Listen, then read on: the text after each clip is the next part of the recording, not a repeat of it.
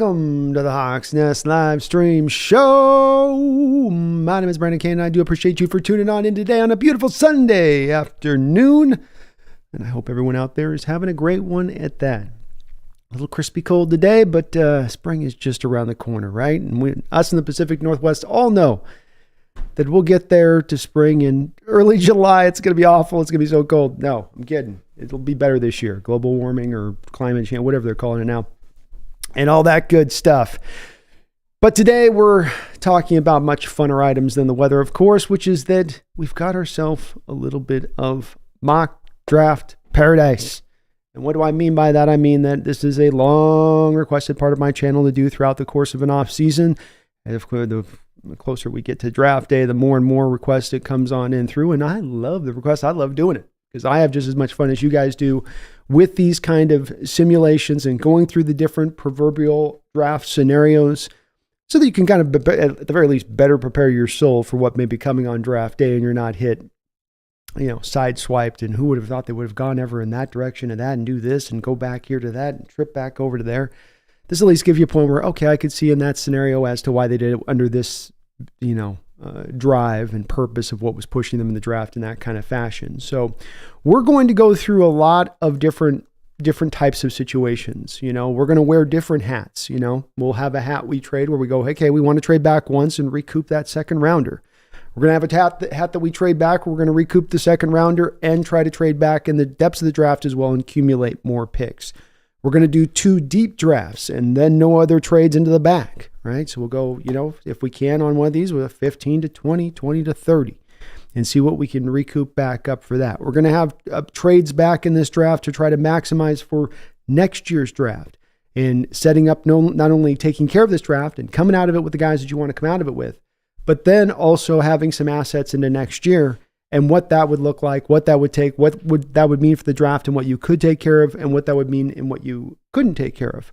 We'll try to do a draft for a maximum number of picks, and then we'll do 2 different drafts, one for need, one for sheer value, and see as we come out of this really, and we'll save all of our kind of position mocks through doing this a little bit in order to see where we kind of come to is saying which one's the best one as far as which one lands here, which is the one that we end up coming away with that we feel the best from, driven by one particular philosophy or another in these given drafts. So let's get to it because I've got a lot of these I've got to get to. I don't know how much we'll be bouncing into the chat today because we're going to be hot to trot on this today.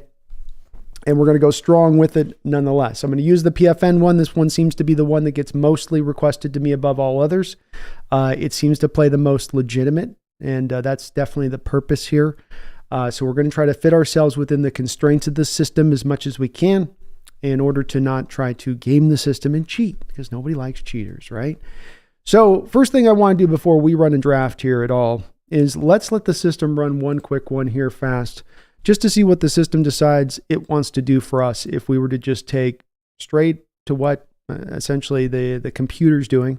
And then again, I think all this stuff gives us a nice match as to what the Seattle Seahawks might do. I also believe that there's some out there that like to throw these mock simulators or the theory of going into it kind of away whole hog. And I think that that's a little bit premature but I understand that it's not for some.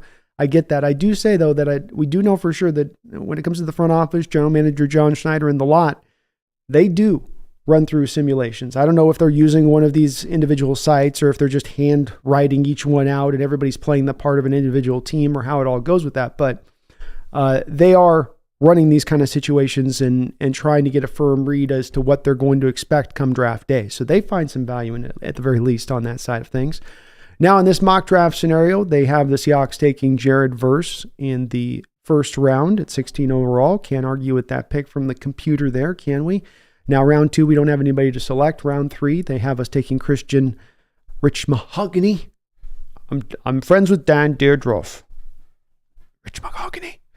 Nice little offensive guard out of Boston College in the 3rd round. Of course, Hawks dropped back into the 4th round. It looks like they had us drop back a couple of bits here. We got Bo Limmers. We go back to the offensive line. Nice there.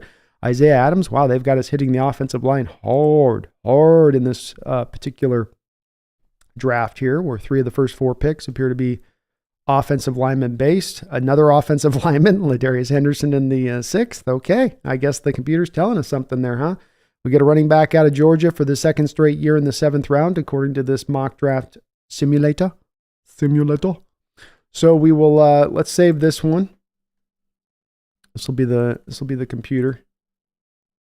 We'll rename this one computer, and then let's start this up. Start this up now from our own end of it. So we'll go 7 here. I'm going to get through these situations. I'm going to kind of let it play out a little bit and make sure we cover all the ground of it, because I'm going to let the computer dictate some of the trades to me and not try to force them. Some of this is going to have to be kind of driven by the computer on what we're going to be able to do mock to mock, but I'll get a good feel here off the first pick on, what we're going to look to do here and explain myself a little bit. All right. So this is a position where we have a chance to trade back once at least. This might be one of the drafts right here where I can trade back. You're sitting with Fashanu, Fuanga, Verse, all on the board. With Fashanu, I'd go more Fuanga and Verse here as viable options, but very intriguing options. You're going to get from Pitt for moving back 4 picks to give them the opportunity to get one of these guys, a 2nd rounder. You have to give up 102. So let's see if this maybe is the double dip trade that I was talking about doing, and see if we cover that ground right out the gate here, knock this one out. So we do have the 1. Now we can drop back a 2nd time here. This is a little bit rich where you're dropping back 20 spots and not getting a lot. That's more of a future kind of pick. Or we can go back 5 spots and then we get 58. So this would be a double dip type trade of what I was talking about before. We're giving up a little bit of assets on the back end to do this. We got 24 to 56 as well. So, okay. One more back to 58. Well, that one almost looks better here, doesn't it, to this one? We give the same up to the Cowboys. We only go back there. All right, let's drop this one back. This will be our double dip trade one. We're going to reject the rest here because I want to do these as two very specific scenarios we're kind of creating here, okay? A couple different scenarios, but they're all very specific. So this is the double dip back at the top of the draft where John goes, I'm going from 16 to a 20, 23, or 23 to a 30. I didn't have to go back as far because of this one that it offered me on this. We'll just take that for what it is. And we will move forward off of that. So that leaves us here with some extra picks in the back end of this now to look through and grab later on. We're sitting here with Quinyon Mitchell, Johnny Newton, a lot of really great options, guard options in here. But I do believe value is the way you've got to go on this draft. So I'm going to go ahead and take, boy, as much as this would be a little bit tough to do, I think I got to go with Quinyon Mitchell. I got him rated too high to be able to grab him there. So we got Seattle able to trade. No trades here on this. We're going to go just fire straight forward here. We went to cornerback. We've got Tavondre Sweat, Cooper Bebe. So you go, okay, well, which one's going to be a better pro? I think Sweat probably has the more of the impact. Bebe is the guard that gets you out there, and he's out there every snap helping you get it done. But boy, Tavondre Sweat here in the 2nd round would be pretty tough to turn down, wouldn't it? You also have Edgerrin Cooper of Texas A&M. Would be a great option, but I think you could maybe get your middle linebacker a little bit later in this draft where it's not as much a drive to do this right now. So it's either between Tavondre Sweat and Cooper Bebe for me. You've gone with cornerback out the gate here. Boy, that's a close one to me. I think you've got to start to deal with a little bit of the offensive line there, though, at some point. And I don't know if there's one we can wait. And the value is very close on each of these two. I will say, though, I can get a guard maybe later on. I can't get a Tavondre Sweat later on either. And he is a little high rated if we're going to lean on the value board stuff. So 2nd round, almost at the end of the 2nd round. We're coming back up to picking a 2nd, too. Let's see if we can get Bebe in a 2nd. Oh, no, we can't. Okay, no more trades. Get away. All right, so we lost on Bebe. We got Tavondre Sweat. We got a guard. We got Chris Jenkins here. Xavier Legette. Interesting. Braden Fisk, who is a fun player, but don't know here if I'd go there. We got Quinn Mitchell draft. I'm not trying to turn over these too much for you guys. I know that's not too exciting on that side of things. So kind of pop through these relatively quick. So I'm going to go down between, Legette's pretty good value there at that point at 64. He's a 64 where you get him. I'm not really a fan of Adisa Isaac off the edge. None of the defensive tackles there. Cameron Kitchens could be interesting here as a safety option. Well, let's just go Cameron Kitchens. We'll go safety. Let's stay with value. We're going value where we can here.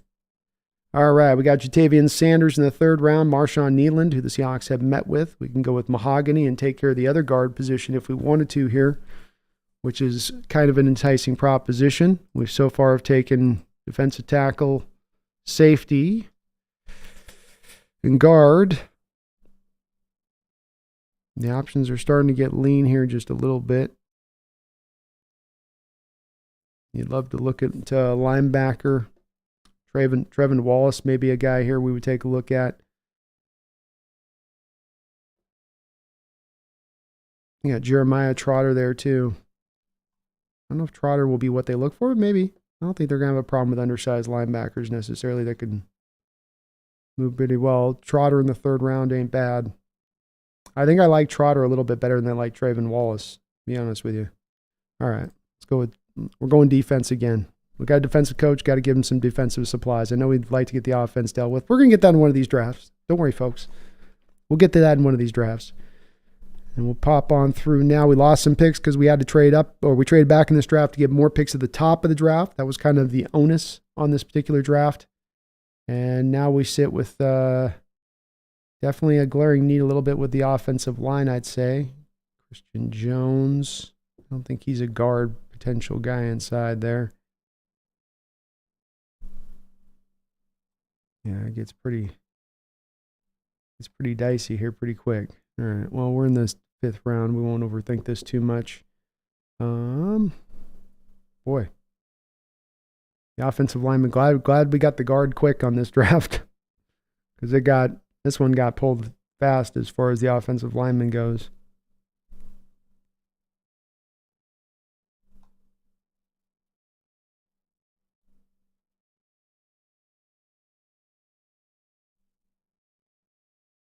Looking through the quick options here.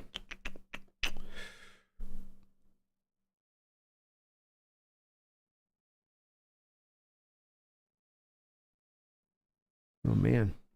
Definitely don't want to go back to offensive line, but the value is definitely much different up here with what you're dealing with on what you'd have on the other side of it.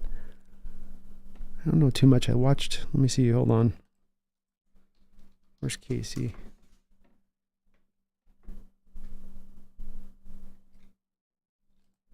All right. We'll double dip on the linebacker.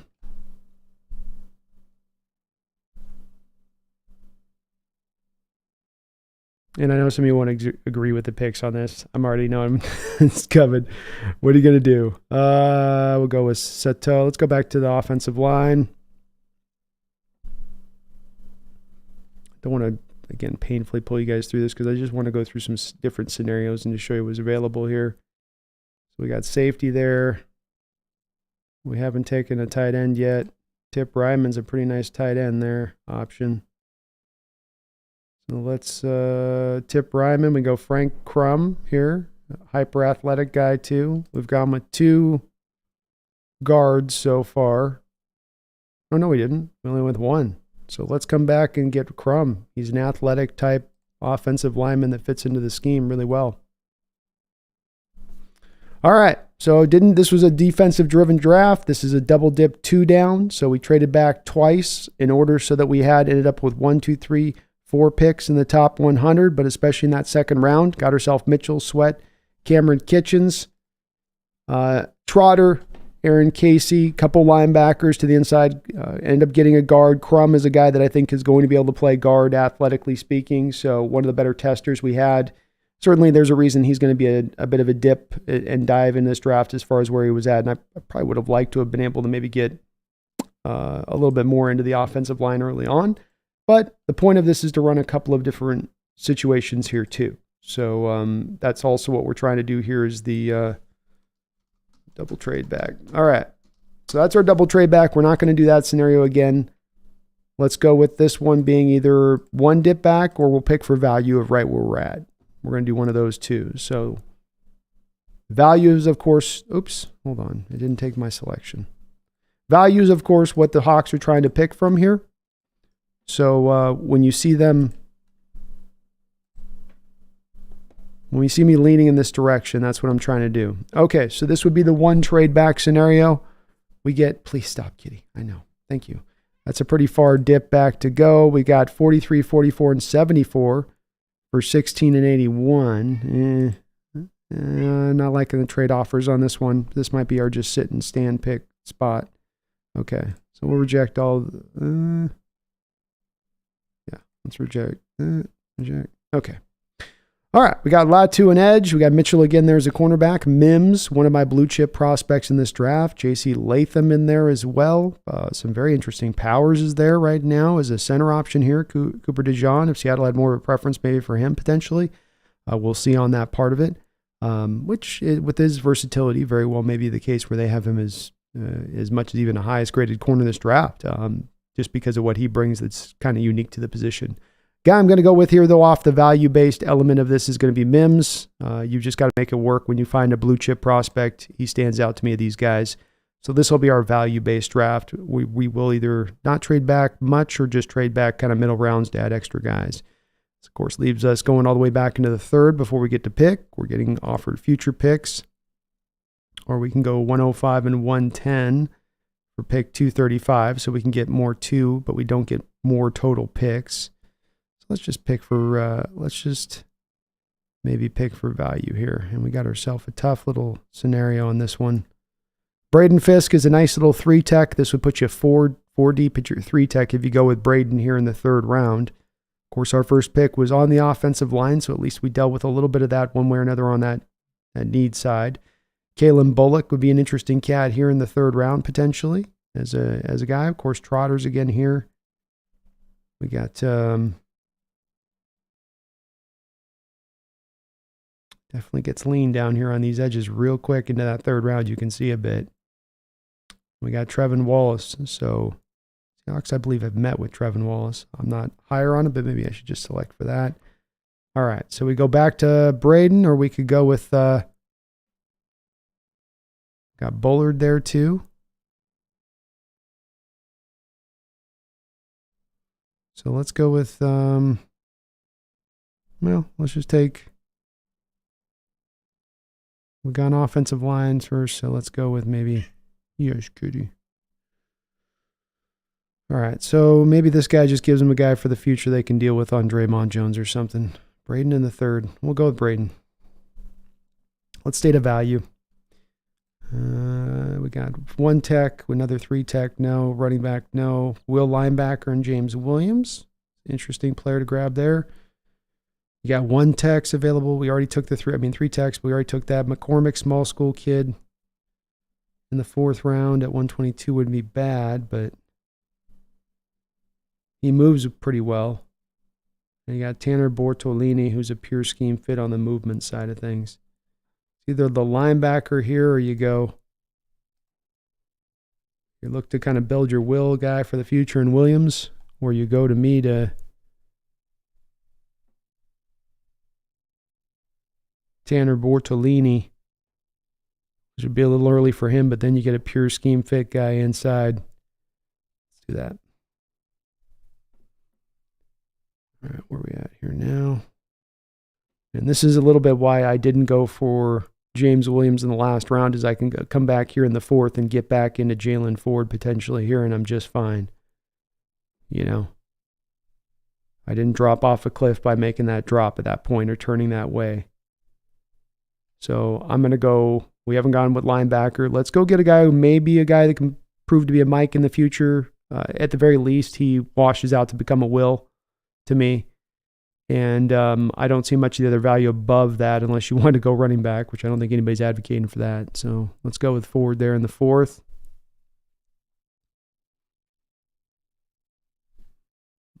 So we've gone tackle, guard, center type, 3-tech, linebacker. Come back here in the sixth round. Isaac Guerrero might be a kind of guy that I look at here, and I'll talk about that in a second why. But he's an interesting little cat here. We got Mohamed Kamara, if we want to maybe go with an edge here. Kind of stands out. Dallin Holker, a really interesting pass-catching tight end. But let's go with...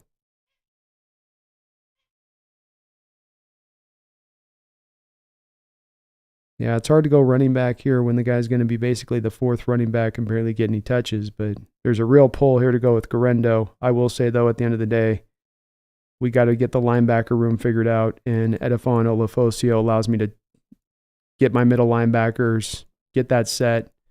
We're good to go. In the 6th round again, let's go Garendo. Hated the fact I had to pass on him last time. That takes us down to the last pick here. And we've got Drake Nugent, who I like quite a bit as a safety option here. Tip Ryman. We did not take a tight end in this draft. Let's go with Tip. Tip's the man. All right. So this is a value-based draft. This is no trade-down draft. We had Mims was our blue-chip prospect. Came back, took Fisk and Bortolini the next 2 rounds. So went back to the stayed on the lines of scrimmage. Got 2 linebackers in back-to-back rounds after that with Ford and Olafosio. Garendo, who is a guy that I don't know many of you might not be familiar with, but a truly fast running back. And one that is part of this group of backs that's coming out in recent years, your Devin A-Chain types of last year, where they're not your give him 15 carries a game and expect him to be that guy for you, but give him 6, 7, 8 carries a game.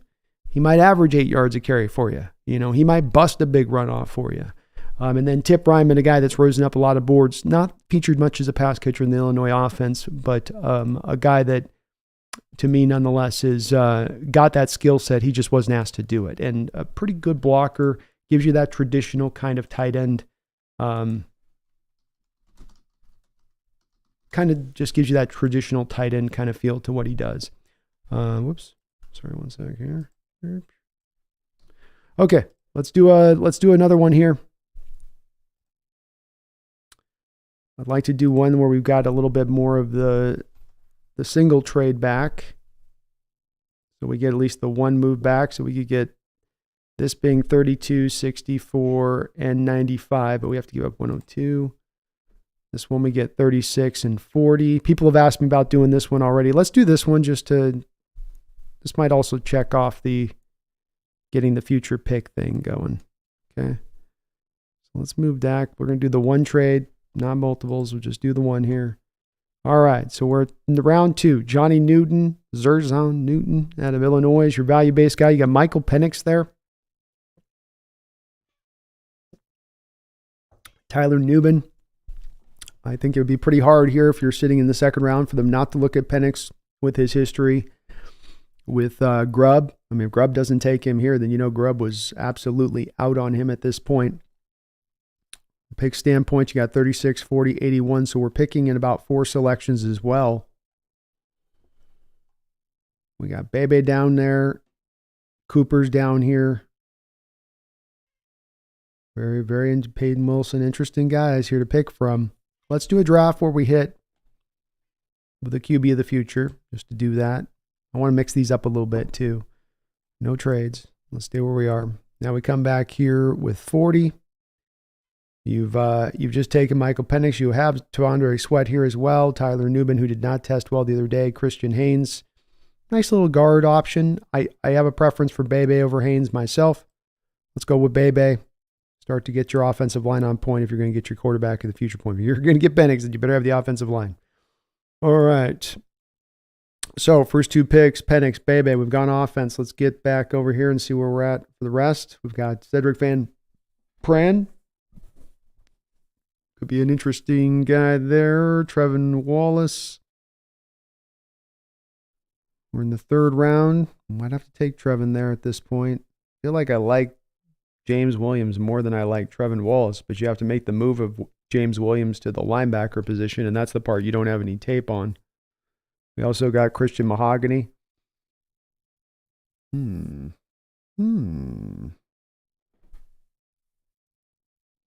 right, let's just, since we went with Penix, let's solidify this offensive line fully, right? Make sure that it's on point and taken care of. We got both of our guard options handled at this point if I go with him. Sanders, Brooks, Roman, Wilson. Wilson's nice, but he's just a slot guy. Bullard's all right back there too, but let's see here. Man, you go from getting a guy you could get in the 78 value down to a guy in Williams rated at 100. It's not exactly letting value drive your board, you know what I mean? And Van Pran there could do some guard stuff too, I think. He can do guard and center, which is nice about him. So he gives you versatility. But let's get our guard of the future. I don't want to bounce on this too long. You guys are going to disagree anyway. What I pick, so I got to just pick what I pick here. Sandstrom, best slot corner maybe in the draft. Took our quarterback. Don't need to go down that road, obviously. Linebacker. This is where maybe in not dealing with middle linebacker early on, you start to pay the price now later on, right? As you look at this, you got Jalen Ford there again, but you're having to dip down. Tyrone Hopper. I don't like that guy necessarily much, but according to reports, Hawks have met with him. So maybe a guy that they like quite a bit. So let's, I'm not a big guy on that guy, but I think they would take Ford with his coverage ability over Hopper. But Taylor Emerson's pretty nice too. Safety over linebacker. They're just up at the top. You got 1 tech, running back, 3 tech, an edge. Booker's interesting. Let's do Booker. Let's go a little surprising. I was watching this tape last night. He's fun. All right, back in the 4th round. We've gone with 2 offensive linemen. We've gone with an edge. We got Jalen Ford. We got McKinley Jackson here. 4th round McKinley Jackson. Boy, that'll give you a chance to start to maybe get your 1 tech a little strengthened up. But Jalen Ford sitting there as well, and you got to get the linebacker dealt with position at some point, right? Well, this is why you sign those 2 guys, is so you're not driven to have to do that. And boy, McKinley Jackson, I feel like would definitely help you out on the defensive line. See, we've gone with the edge here, so let's go with. Let's go back with Ford here. We got our linebacker handled at some point or another.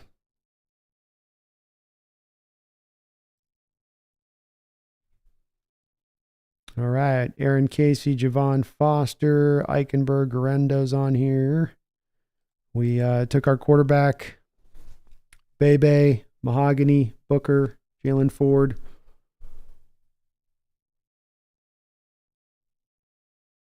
And boy, we're left with a tough draft board here a little bit on what we got to do next. There's not anything great standing out here. Proctor could be interesting as a safety option here as far as value goes. Some people are a lot higher on Justin Igabogoyi than I am. I'm not as big on that guy myself. So this is a little bit of the tough part you could be at where you're having to dip down the draft a bit here. With grabbing, we could kind of do what we did in the last draft, where we get both our inside linebacker and Will between Edifosio and Ford at that point of the future here. There's kind of a draw to do that potentially at this spot. I'm not a big Eichenberg guy, but it is the 5th round to get him, which is not bad either. So maybe move him out of the. Do we double dip again on the linebacker? This is where I think there'll be a draw to double dip if they wait on the linebackers in the 5th, 6th round, because there might be the value to do that versus the other positions. But sorry, I'm not trying to make you guys wait on this. I'm contemplating these scenarios like you guys are. Who's better? Is Lufafa better? Or not? We'll just go with that. Let's go back maybe to linebacker. Ford, I think, eventually becomes more of a Will. And I do not like Tommy Eichenberg or Maurice Lufua, but they may. So maybe I got to do them. Maybe they like them.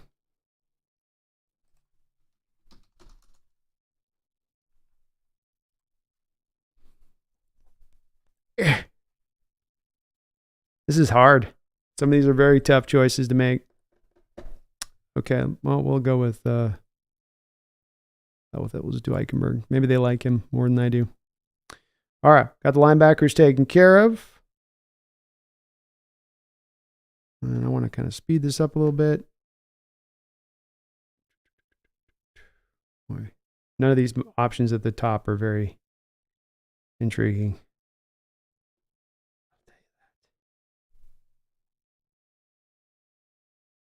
All right. Some of these you get deep into these lists too, and you haven't seen all the guys. I do like Barner more than I like Holker or Ford, so let's go with Barner. Get this one wrapped up. So this was our one drop back draft. We've done the 2 trade back. This is our single trade back. And to finish it up, let's go with let's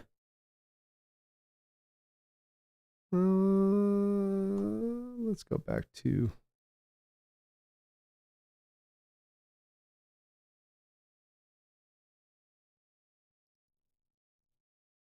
let's do that one. Let's get another center, get the offensive line taken care of. All right, so we traded back once heavily, got the 36-40. We did get a future second round pick in 2025 out of this one as well. Penix, Bebe, Mahogany, got your offensive line set. Drake Nugent could come in and maybe end up being your center of the future if Oluwatimi isn't the guy to get it done. Of course, Nick Harris is only on a 1-year contract. Edge, Austin Booker, just fun to watch off the edge last night with the tape that I checked out. Liked him quite a bit. Gives you a little prospect to really push Darrell Taylor at that point. You got your 2 inside linebackers. Could have gone Jalen Ford, Edifosio, could have gone a couple different directions with this. But if you don't attack middle linebacker early, I think late you're looking at the options of sort of a Ford, Eichenberg, Oliafosio. I don't think Trevin Wallace will get that far. Maybe Hopper. Hopper's another guy that would fit into this mix as a guy that could drift there. A.J. Barner, I think, might be the best blocking tight end in this draft. I love the thought of bringing out 2 tight end sets with both him and Pharaoh Brown, because you could really wreak some havoc then at that point by having them up on the edges and what they can bring to the table. So just kind of an interesting cat on that. A couple more scenarios I want to run with you guys before we get over to you here in the chat. Whoops, didn't do that right. So we've done the 2 trade back. We've done the 1 trade back. We've just picked for value at the spot. So we've kind of knocked those ones out. I'd like to do a little trade back in the middle rounds and then do more of a picking for need kind of draft, picking to try to fill a need and see how those look as well here. So we've done the trade backs. We won't do that. Not early on. We'll do a trade in the middle rounds, but not early on. So let's reject this. We've got Fashanu Fuanga, Jared Verse, and Troy Fatano sitting here. I just have to feel like they're probably going to go with Fatanu if they select on this one. So we'll go with Fatanu. And this will be we'll go with the need-based draft on this one. That sounds good to me. Because technically I had Fuanga with a blue chip grade and I don't with Fuanga. So this will be our need-based draft.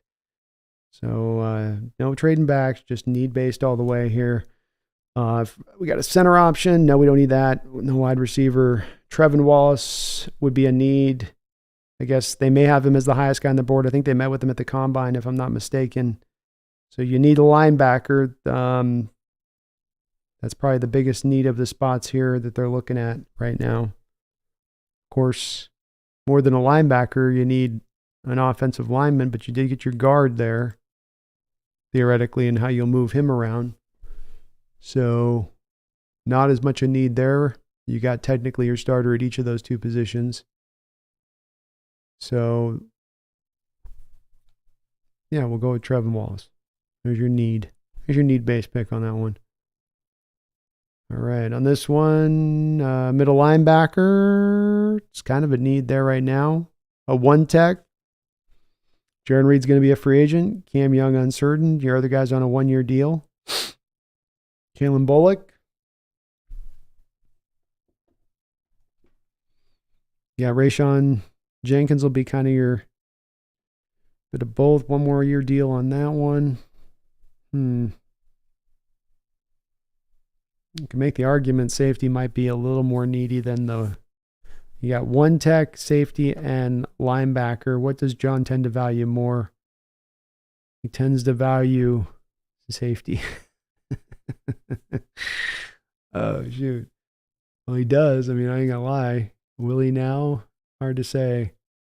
Would he go with a 1 tech in the 3rd round? Probably not on a need base. So it's between Bullock and Williams.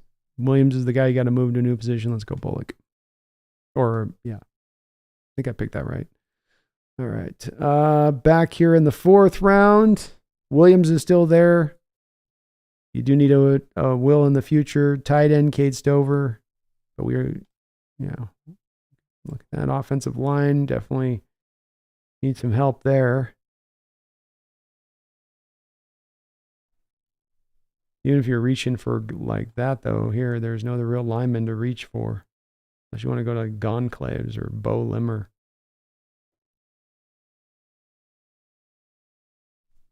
So probably we've taken Wallace already as our middle linebacker. Williams is your will for next year. Would be kind of a good, would be the reach they might make at that point.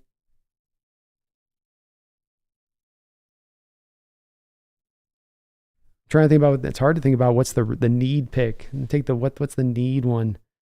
Okay, let's go with it's probably either will or edge, but you only have one will right now, so let's make that we'll go for that one.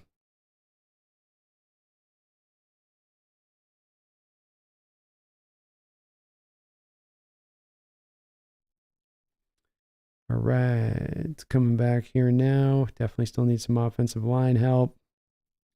Guard might be the need. Ladarius Henderson one might be the one here at that point. I don't see anything else here that stands out. No. Okay. So, boom. Henderson, get a couple guards. You got to get 2 in this draft. Come back again.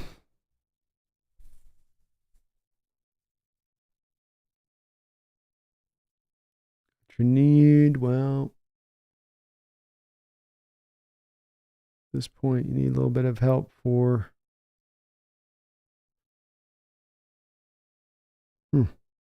Gets this deep in the draft. You don't know all these. These are the guys' names I'm still catching up on. All right, so technically we could use the tight end.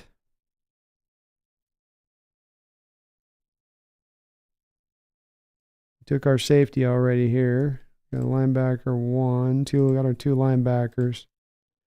So we'll go with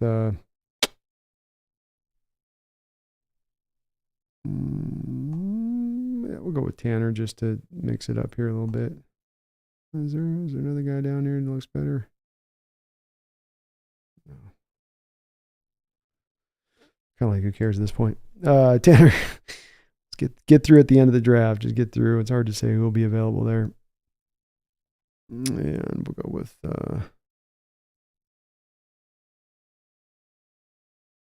let's go Dejon Edwards. That Georgia running back thing again. Okay, so this was a picking for a need draft. Fatano, Wallace, Bullock, Williams, Henderson, McClatchin, Dewan Edwards. Back of the draft didn't have as many good options on this one than some of the other ones we've done so far. But this would be more of kind of what I think is a need-based draft.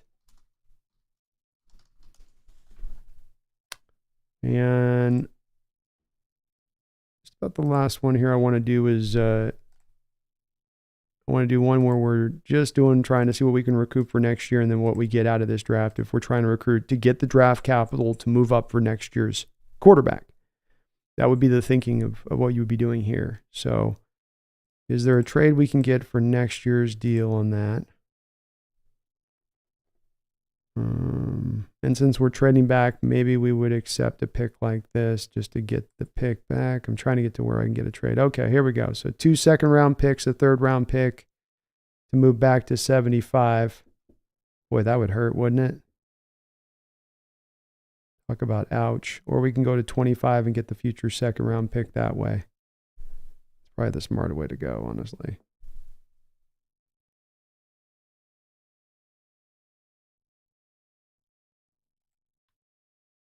Yeah, none of these are offering what I wanted them to offer on this, which was the one to next year. Okay, let's do this one. Let's get a couple of second-round picks. Just make it happen one way or the other on this. Doesn't have to be too crazy. We got our 2 seconds. Come back here. Michael Penix, second round. We already kind of went that route a little bit, so I won't double back down that ground. Boy, I don't like a lot of these other options, but let's go with they love Edgerrin Cooper, let's say. Reject that. Come back here now. You got Cooper Bebe. Let's say they go there. I'm going to reject that. We're going to be picking twice in a row here, actually, which is kind of cool. Kind of badass, if you ask me. All right, let's go with We got guard in there. We got our middle linebacker there. Let's come back in. We'll take...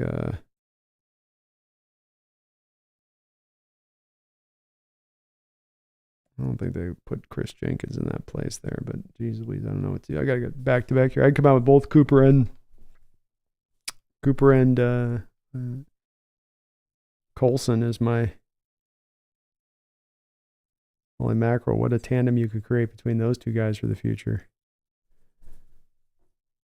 You know what I mean? I'd move Colson maybe just to the will at that point.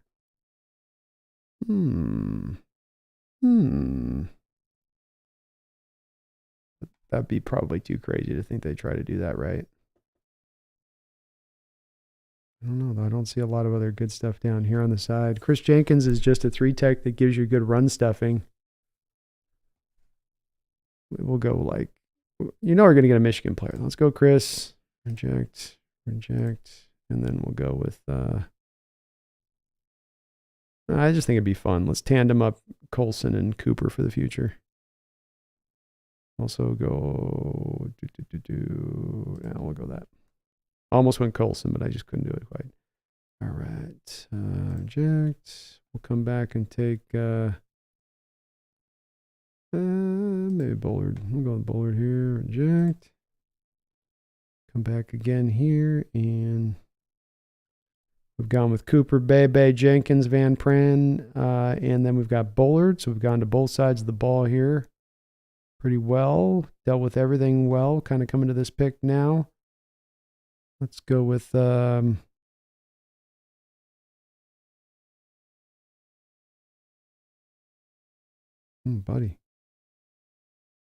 Okay. I'm not a fan of any of these names I'm looking at here right now. It's like,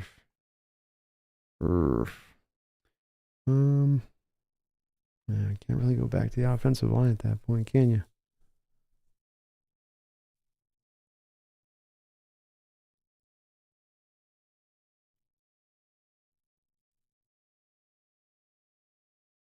Yikes. I'm a little stuck on this one. This is no bueno. All right, we'll do something wild here.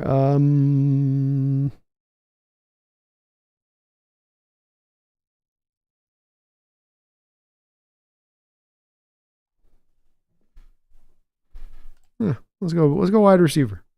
Flip it up a little bit. Thought about Bucky Irving too, but I just can't think they're going to go 4th round with the running back after 2 backs and how much they got into it. Certainly possible. All right, 6th round here. To this point, we've kind of grabbed up this. We can. All right.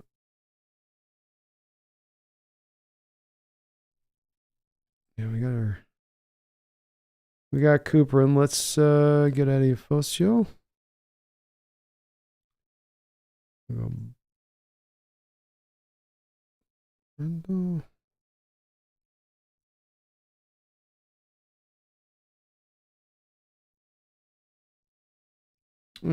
we'll go with. Let's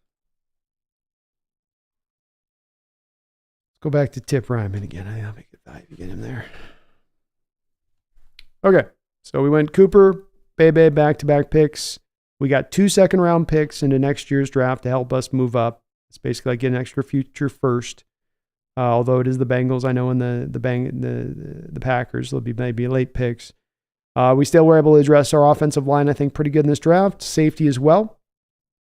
Javon Bullard out of Georgia is a really good multi-dimensional safety. I think Jermaine Burton's a little underrated in this draft of receivers where there's a lot of guys getting kind of lost in the mix and the shuffle here on that receiving side of things because there's so many good ones. So I think this would still be an okay draft to come away with. Remember, Grendo, again, gives you kind of a bit of a different type of skill set, the running back position, than the other 3 guys that you've got necessarily. He's a little bit like Walker, I guess, with the speed, but just more pure speed guy than anything else. And as I said before with Ryman, he would be really nice. So those would be kind of the scenarios. Let me grab these up and show you guys all of them in kind of tandem here. on, what the best scenario is, or what is the best scenario, I suppose. All right, so let's bring this into here.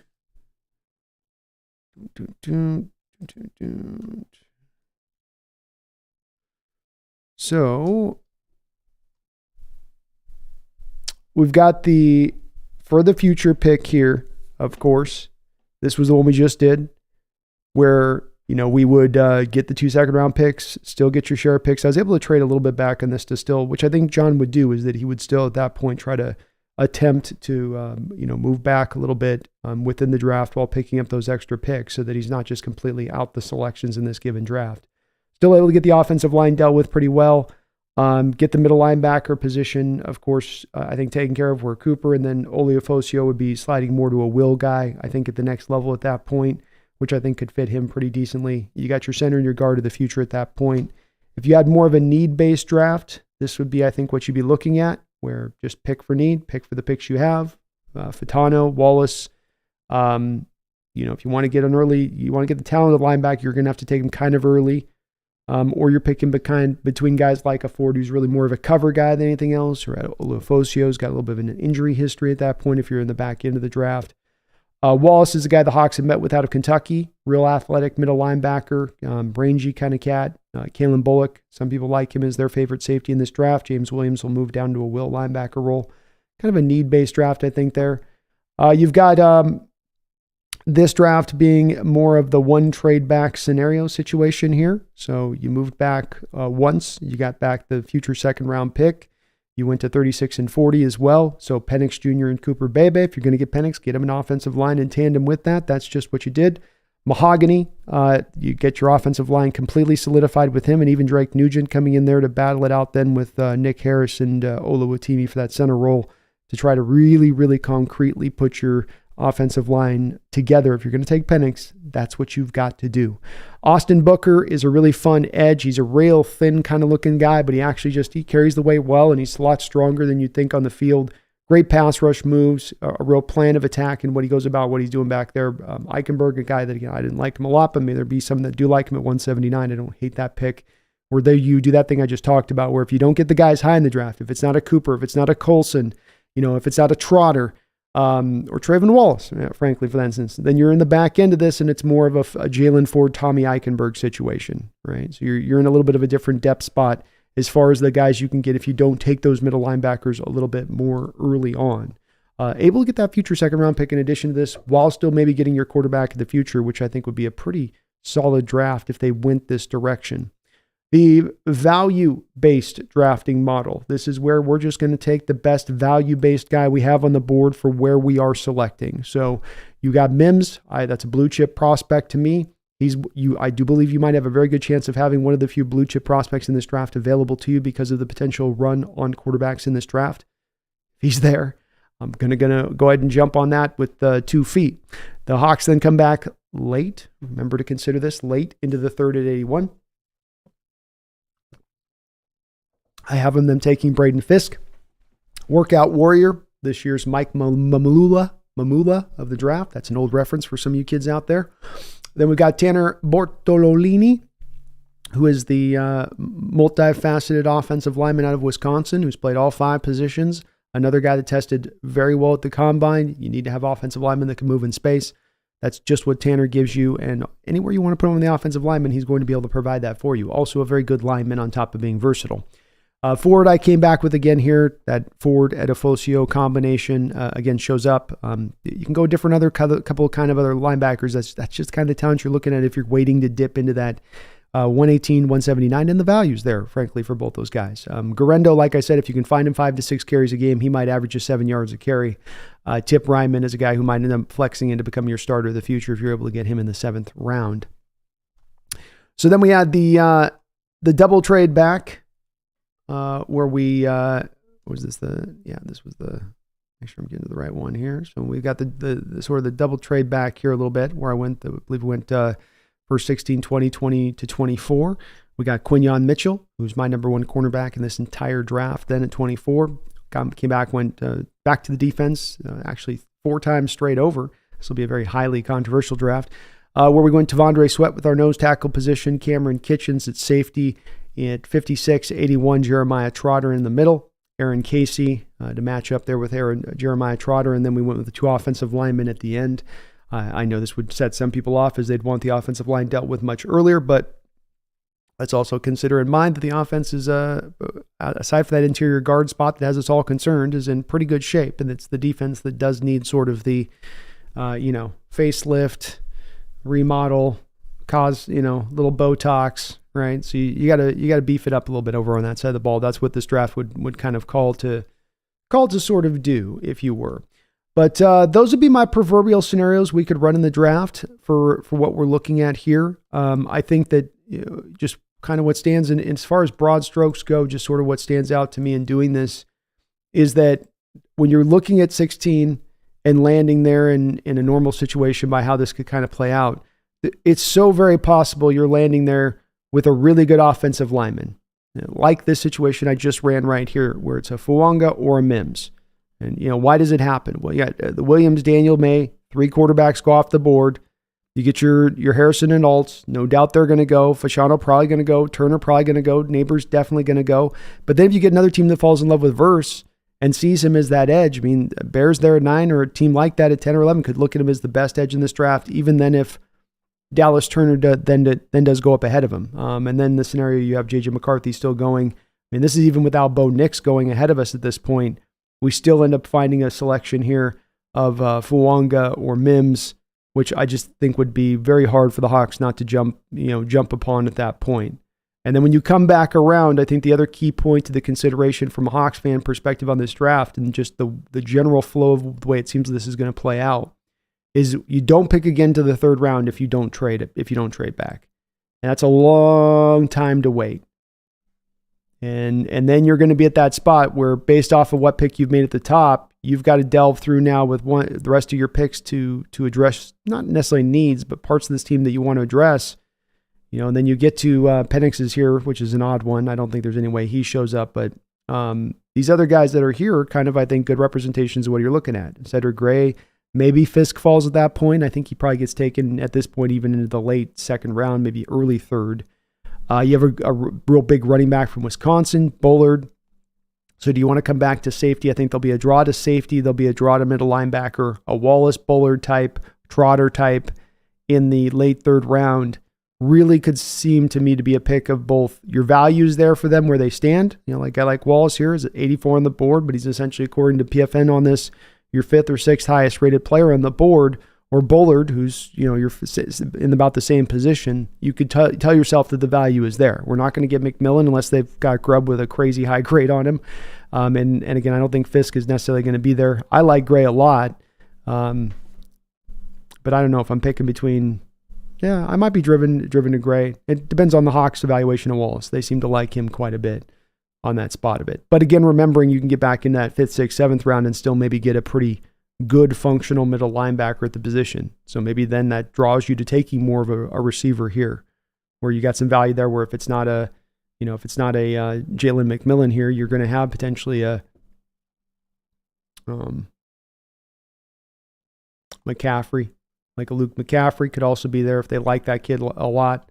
You never know with where Jerry Rice's son's going to go in this draft. So certain little things like that jump out to me about this, where if you're getting the receiver as deep as the receiver class is, to get one of the real good ones, you're going to have to probably pick that one up inside the first 4 rounds.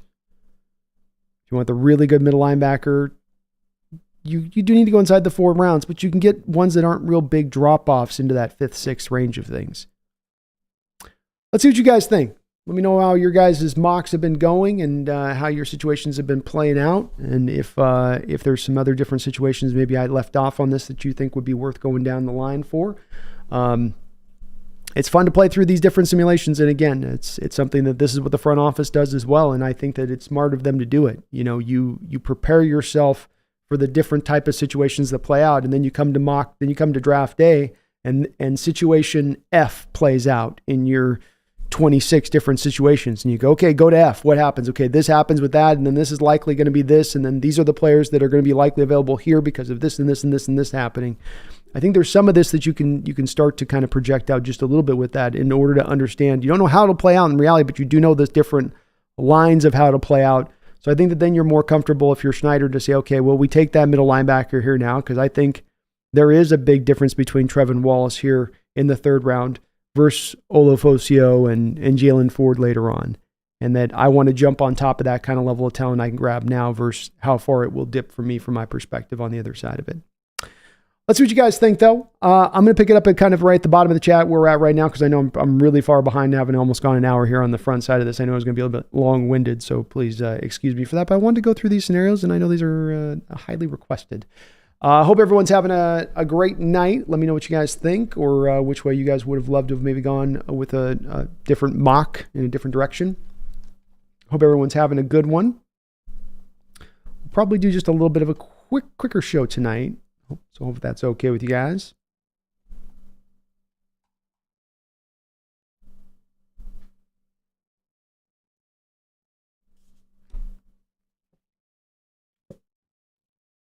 Ricky Ricardo says the will move back and gain a second round pick.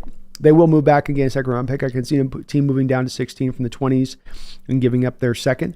Maybe a team that has 2 second round picks. They will draft late first. That's the way I see it as well, Ricky. I think that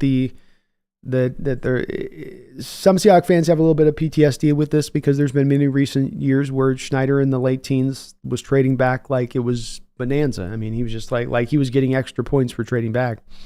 And you would end up sometimes picking through not as talented players, at least how I felt at the time.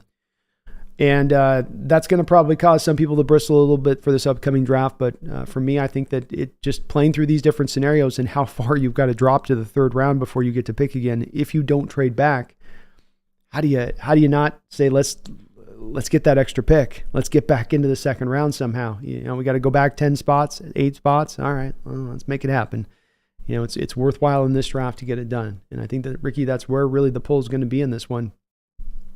The draft is really top heavy, Ricky. I think inside of it's somewhere into that mid to late third roundish territory. It's like 25 in on the third round.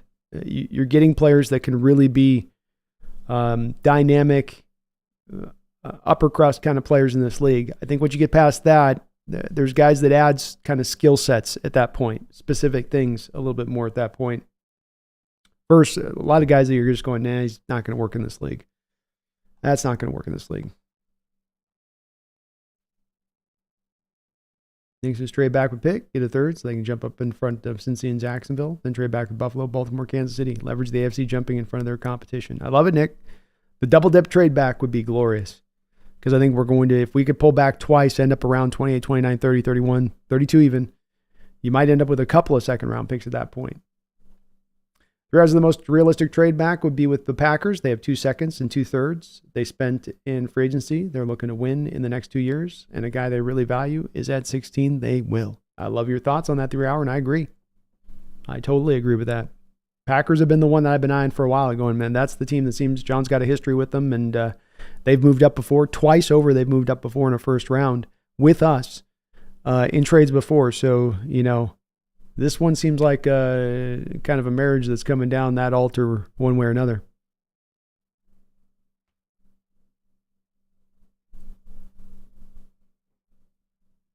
Mr. says, BB, Bebe and Van Pran, we got the beef. We would with those guys, man. We're moving bodies with those two, I'll tell you that.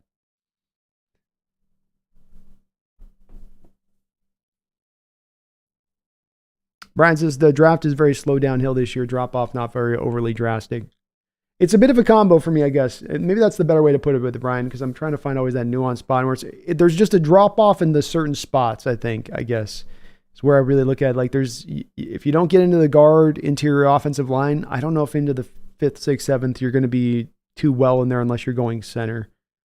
But other positions like middle linebacker, I mean, look, Ford's fun. Edifosio's fun. I'm not a big Eichenberg guy, but a lot of people like Eichenberg. Those are guys in that 5th, 6th, 7th round who might end up becoming true blue starters in this league. I think the same thing for like edge. There's some guys in this edge class that are very hard to assess on tape, which I think is going to cause some of them to dip, where there is some quality there. That's where you got to play the front side of the draft so right, so that you are able to then pluck on those guys in the back end of the draft that have a little bit more, that maybe do have some excitement, versus some in the back of the draft that there's some backboaters on this one, Brian, that are pretty pretty rough on some of their tape.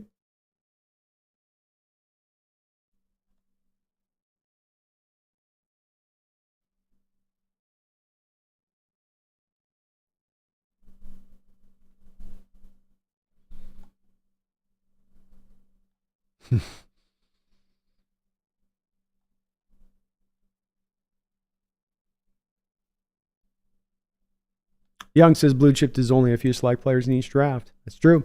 That's how I look at it as well. I think I've got 10 in this draft right now. And I might be, even being gracious in that versus what other NFL teams have with that. They might only have like 7.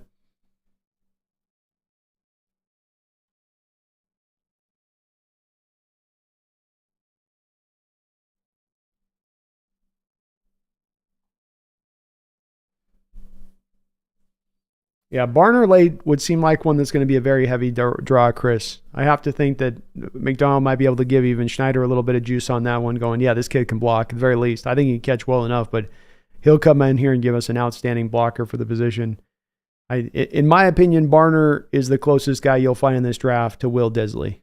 And so you get a lot of Will Disley skill set then at that point, 6th, 7th round. And I would be I don't mind Tanner McGlough, whatever his name is, with Arizona, but I do think Varner's better. Holker's okay. I don't know if he's as good. He's not anywhere near as good a blocker. Lisa Mack, I'm all on board with Peyton Wilson. He's been a weird guy where you watch the draft stock go with a Peyton Wilson because he entered the draft process and not many people were aware of him, and then people started looking at him and, oh, wow, look at the grades he had last year coming out, and go back and look at his tape, and it's like, wow, he does it all on tape. And then people like go, well, wow, though, he's got a little bit of the injury thing. And then they go back and watch the tape, and they go, well, yeah, but the tape is just awesome. And then, then they come back to the pro days, and then he's measured, and he's got T-Rex arms. And people were like, medical, T-Rex arms. What now? And it seems like now as he's gone through this fluctuation of up and down, it seems like Peyton Wilson is now back to the upswing on this, to where now maybe he is a guy in play to be taken as the maybe first overall inside linebacker in this draft, where that just gets that far overlooked. I don't think it'll reach that point myself because I think the arm length ends up being enough of a detriment that knocks him down back behind Colson and knocks him down back behind Cooper at the very least. But I'd have no problems with Peyton Wilson. I think he's got a lot of potential to be a very good player in this league. And while arm length is something to be concerned with, it can't be the thing that, unless the medicals are just super ugly, it can't be the thing that overrides everything at that point. Pandemonium Bad, thank you for the $10 donation. Appreciate you for that. Pandemonium says, Hawks Nest, when are you going to attend the NFL draft? My dad and I went last year and decided it was going to be a yearly thing because of how much fun we've had. You've got to make that trip someday. I'm definitely down to do it. And I think it'd be a pretty cool event to go check out and be a part of. And no doubt it seems like a pretty live atmosphere, especially now that they're kind of moving around a bit. It seemed to kind of add a little bit of extra spice to the whole situation, just a little bit with it. But I think the tough part for me with the Pandemonium Bat is just that I'm doing it's usually for me on a viewership and all of that thing, like the draft and the 3 days of streaming the draft tends to be some of my biggest time of the year for growth and new viewers and all that, subs and all that kind of stuff at that time. So it's a little bit tough it's like Pandemonium going to games during the season. It's like, it's hard because there's only so many of those during the year, and it is a big part of the channel's opportunity to capture new viewers and all that is to be going live on those days. And if I'm in the stadium or if I'm in the draft, I can't go live to do it. But with that said, I'd love to check it out someday, and I'm definitely open to it. Maybe someday we'll be able to live stream it where I'm able to actually get enough phone connection with 30,000 people around me to, stay alive with it or something like that. But I would love to, man. I'd love to. I love that they moved it around to different places. Maybe they do eventually. They go to Seattle, Pandemonium. Or maybe they eventually do it up in Seattle. So we got to get it at that. They got to put the draft there at some point, right? Indianapolis is going to get some. Come on. Some of these places can get a draft. We can get a draft. Appreciate you, Pandemonium. Thank you so much, man. It does look like a cool event. Nick Guzman, thank you for becoming a member of the channel. We're going to be doing a call-in show this Thursday or Saturday. I'm going to get this set up tomorrow, but we're going to get this set up soon for you guys that are members of the channel. So we'll be doing a call-in kind of thing. If you are a member, keep an eye on your community post.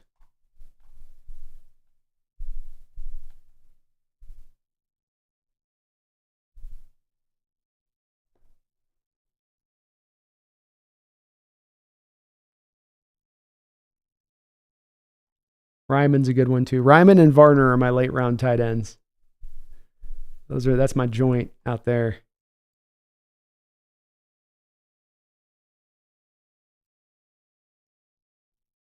Oh, sorry, I missed the deal about enlarging the draft screen. Forgot some of you are looking at the phone.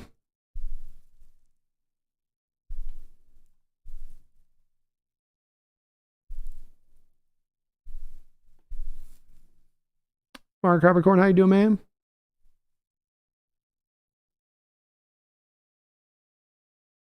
Paul says would love to get a top center, good guard, and lots of next year's picks. Now, that wouldn't be a bad way to go. Get the offensive line addressed and get the future draft capital. Because it is possible that they do look to trade back, and maybe some of trading back is to, at the very least, just getting a future second to start to try to build up the assets to possibly put a package together for a team to go get a quarterback for next year, if that's the intention at that point. Which I think I don't know if I want to say there's a high probability of it, but I think there's a very good chance of it.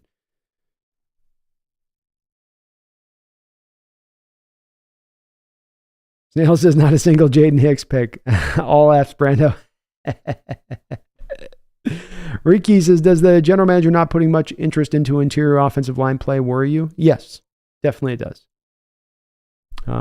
Especially understanding the track record and the history when it comes to dealing with the interior offensive line. The team has taken, I think, 1 second round center and a 3rd round guard and 4th round Bradford last year. So it's not only him talking about it in this way, but it's also the recent track record has been one where he hasn't shown a lot of interest in it either. And so words match to actions a little bit there. I also think that that's a little bit of, to me, then a blind spot for John Schneider, because I don't know how he can look at the team recently with especially the interior of the offensive line play and say that it's been problematic for the overall effectiveness of the offense. And maybe he just doesn't see there being a wide variance of level of ability between those guys on the inside down there, but I feel like there is. I'm working on right now a Kenneth Walker video for the channel, and going back through and looking at, for instance, just the run blocking grades for your starting 5. Here's our starting 5 for the year this year. And I understand there's been a lot of fluctuation for Hawks starters throughout the time, but you just look at the starting 5 offensive linemen for the Hawks for the past 2 years. Nobody's over a 58 run blocking grade. Not one of your starting offensive line over a 58 run blocking grade. And you look at like the Niners and the Rams, and all 5 of their offensive linemen over the past 2 years for both of those two teams have over a 58 run blocking grade. Yeah, it's worrisome to me. And I look at right now, you have a team going into this draft on top of all this, Ricky, where you're going into this draft and you've done so well as a general manager to set the stage on a lot of different areas in this team as far as not having to reach for any kind of need in this draft, but you still have, there's a big empty hole in the bucket of your guard position right now. You have Bradford and this Churum guy they signed that's, maybe you're starting left guard today if the season started. It's concerning. It is concerning.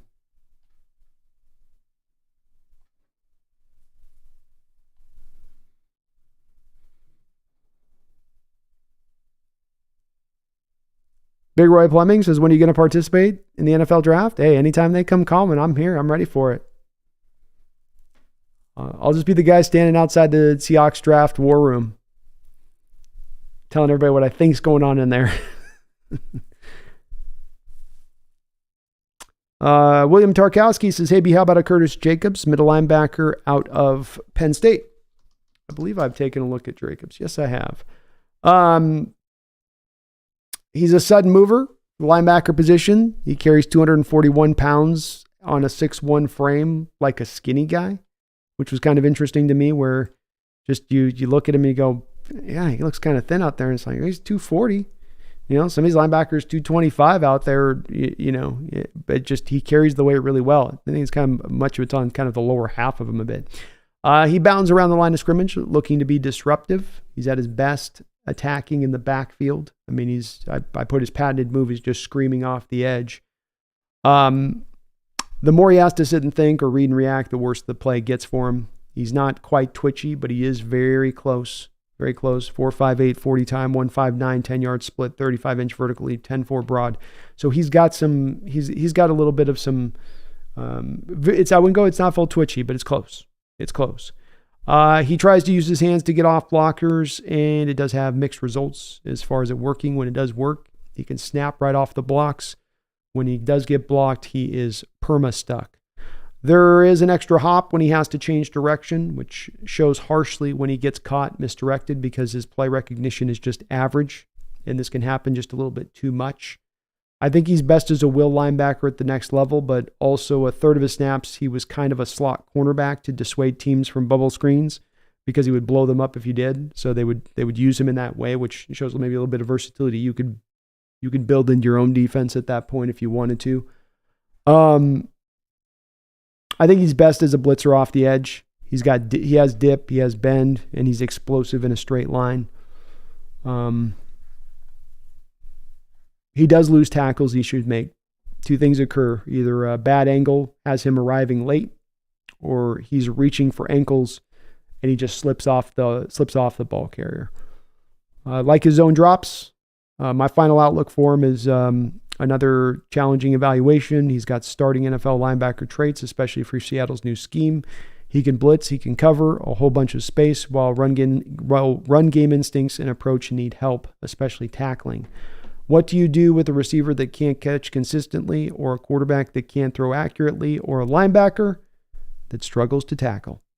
It will take a little time, but starting potential in the right scheme, a scheme that uses him as an attacking move piece around the line of scrimmage. If you don't use him as a blitzer, he's wasted. So, William, there's a lot reliant there on him, I think, having success at the NFL level, but he does have some traits that you can't teach and certainly would fit to what we would want to have done in this scheme. Got to be able to run in this scheme, I think. That's a big part of what they're going to be looking to have done. Pandemonium wasn't cheap. It was just being in a crowd of hardcore fans celebrating fun. It's like Comic-Con for football fans. Oh, I totally dig it. Pandemonium, I'd be having a ball. I'd be having a ball out there. I'm sure it's a great time. Everybody's just in a good mood, and you can laugh at the fans who've got the franchises that always draft bad.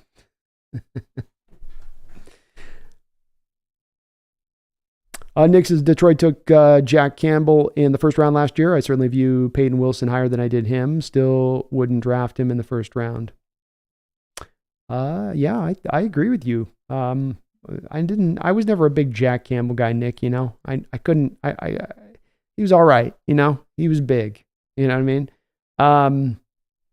But yeah, I think you accurately, that's an accurate summary of the situation with Peyton. I think if Peyton Wilson had 32 and a half inch long arms and no medical injuries on his record, then certainly a first round potential I think you could definitely put upon him. But those do factor into this, and it does ding him down. And I think I saw something with this, Nick, where last 30 years there's been, I think it's 3 inside linebackers taken inside the first 3 rounds who had, basically less than 31 inch long arms. So it's certainly NFL teams seem a little bit prejudicial towards guys who have that going on. But he is a really dynamic talent. That shouldn't be undersold either. Mr. Krapowski says next year's draft class is not nearly as deep or good. It might not be. It's a little early to tell for that, for sure. I think that there's still some potential that's kind of being lost a little bit on this next year's draft class. Shedeur Sanders, Quinn Ewers, Riley Leonard, It's got some guys that'll go probably more into that second, third, fourth round range of things too. And, where does KJ Jefferson, Tyler Van Dyke, longtime guys that, maybe that light bulb goes on for them in this next year like it's gone on for guys like Bo Nix, who started out a little bit rough in their college career. It's very hard to predict where these quarterbacks in a year out are going to be at as far as the value of the drafts. It can kind of go in both ways, in both directions. Please the Mac, I like Javon Solomon too. He's nice. He didn't test particularly good either, so he definitely will dip in the draft, but he'd be fun. Harrison, seeing Campbell go in the first made me so mad I wanted him at 37. Yeah, that was wild. Detroit had kind of a wild first round. The Gibbs thing worked out for him, but it was a little wild. Blue and green zone. Brandon, what do you think about 30 visit of quarterback John Rise Plumlee? I do not know anything about John Rise Plumlee. I thought I had gotten through all the quarterbacks on this one. I've looked through. I've looked at 3, 4, 5, 6, 7, 8, 9, 10. I've looked at like 15 quarterbacks in this draft, but I've not looked at Plumlee.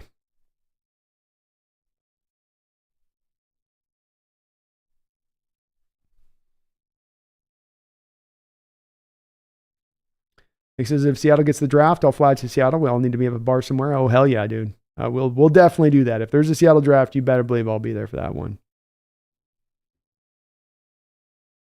Blue and Green says Zach Zinter in the early fourth is better than Van Pran. I'm with it. I'm totally with it. And yeah, I think you can absolutely get Zach Zinter in the third round fleece because he's got that leg injury. Absent the leg injury, he probably goes in the second. Yeah, he does probably go late third is probably his floor post leg injury.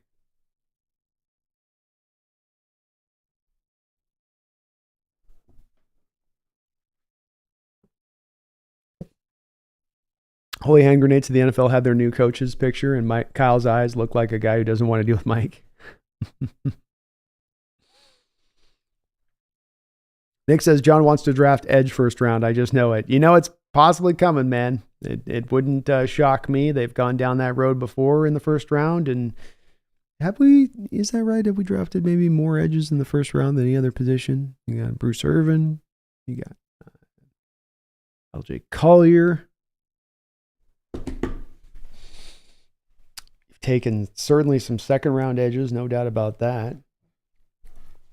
It's been a spot that he likes to go to. It's definitely John's jam. Phil says, does it worry you that none of the coaches went to the combine?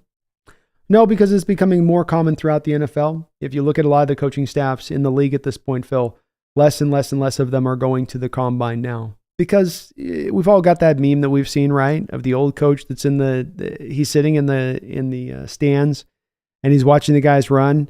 And he's like, he's about 66, 67. And it's getting late in the day. It's day 3. And he's going like this. And the camera gets the super close in shot of him, right? Where they get right up to him. Oh, he's going.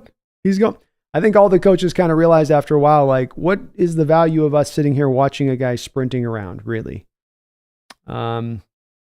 You can see a guy's movement ability, I think, with the drill stuff on the field. You can get that across on film to a guy. You can have coaches look at that on film, I think, and they don't have to be in person for that to get the feel for that, I don't think.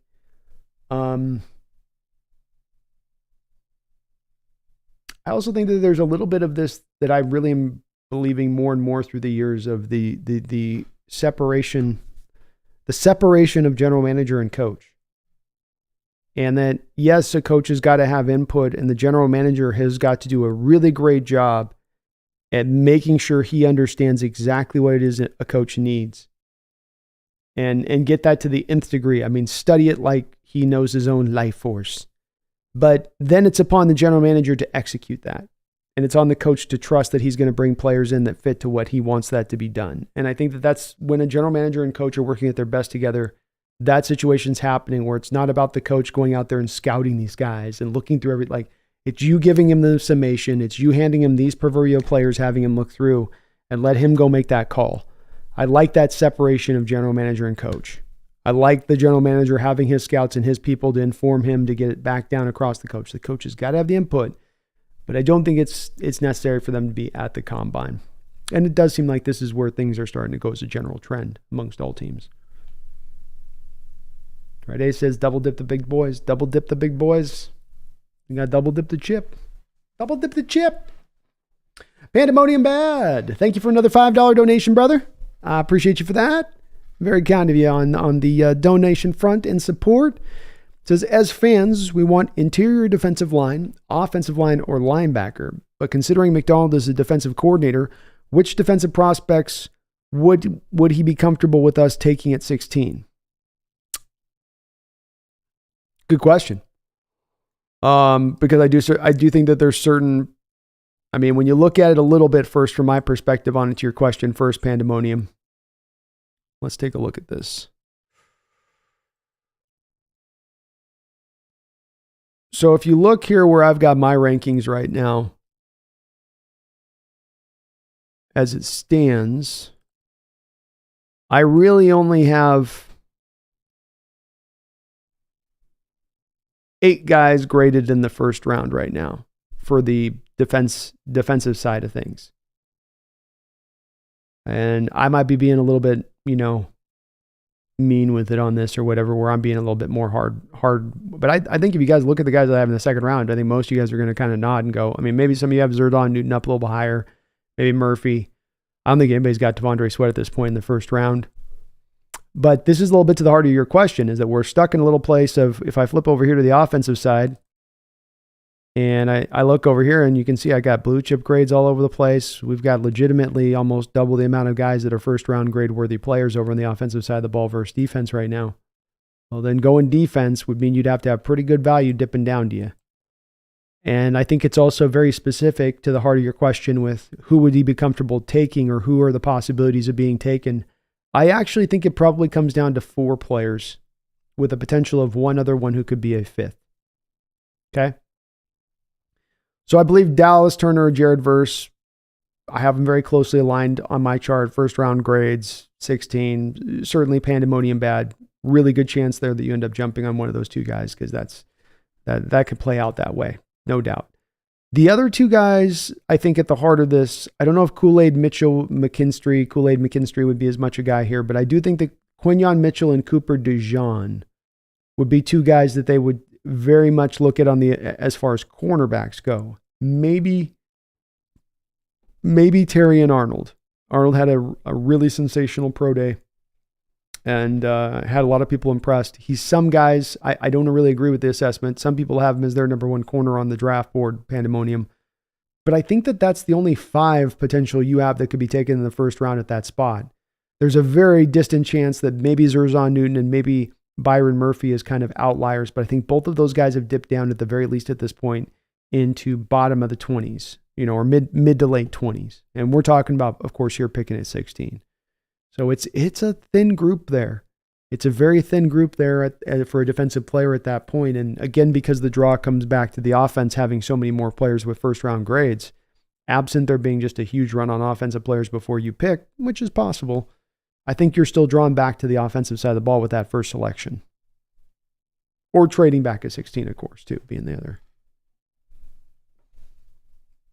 Blue and Green Zone says, when you draft for need, you reach for a player and miss the best player available. I agree, Blue and Green. It's why I say I will always have the support of always be support of the ball club when they're leaning towards value in a given draft. I will sit here and say, look, I understand some of you don't understand this. Where you're going, well, we got this player already here at this position. Why draft this position when we already had that? Like, well, that's kind of an outcropping of what you get when you pick for value, is that sometimes you're going to stack certain depth charts up in a certain way, but value is the way to go because need takes you to a place where you're not great and you're not contending. And we know that because we've seen it time and time again, not just with our own ball club, but with so many football teams out across the sport who do fall into that habit, even when they try not to.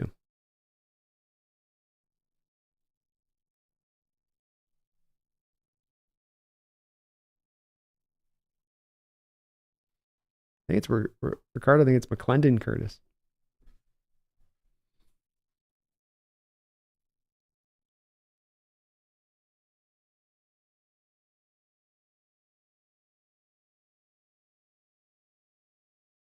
McClendon Curtis is a guy I liked from last year's draft, to be honest with you. I was surprised to see him out there on the open market, and I would certainly be open to saying that maybe there's some potential there with what he could bring.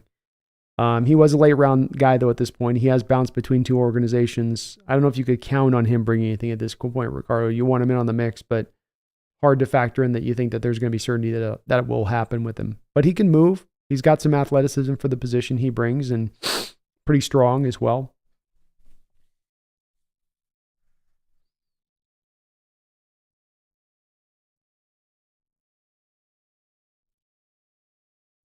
Brian Myers says, Brandon, draft is awesome, especially if you can be into all the teams, not just your fave. Oh, agreed. That's part of what I love doing on draft day is just thinking about how these players fit to what teams draft and what their plan is and how you can understand. I mean, you get a few times a year that a more clear picture of a team's approach and what they're trying to get done based on draft day and how they move. So I love it too. It gives you a lot of different other interesting theories and ways that people do build their ball clubs up versus how we build it too. You know, I love it. It's a geeky time of year, but it's an awesome time of year. Mofo says, I'm not taking what Schneider says about interior offensive linemen seriously. I mean, the guy drafted James Carpenter in the first round. He's got to be bluffing. If Vitano's there, I'm 100% sure that's the pick. Very well could be. I mean, it's that time of year of cloak and dagger, Mofo. That is for sure about that. I will say with Carpenter, he was a guy that was a tackle. And so certainly when it comes to John, when it comes to John taking tackles in the draft, he's taken tackles a couple times over. Be it James Carpenter, be it Russell Okung, be it Jermaine Ifedi.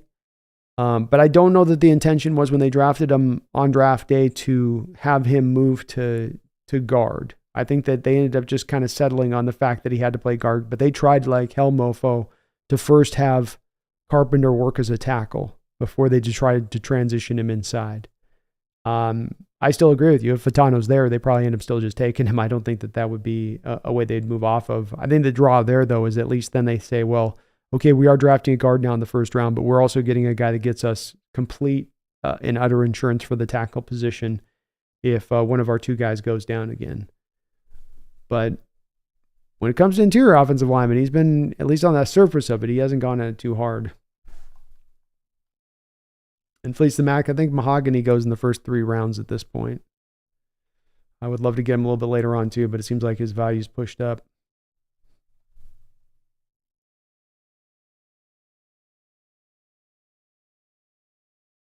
Blue Green Hawks Nest, what do you think about? Yeah, I'll try to check out the Plumlee guy. I've seen the name. I didn't see anything on his deal, but I'll try to take a look at him.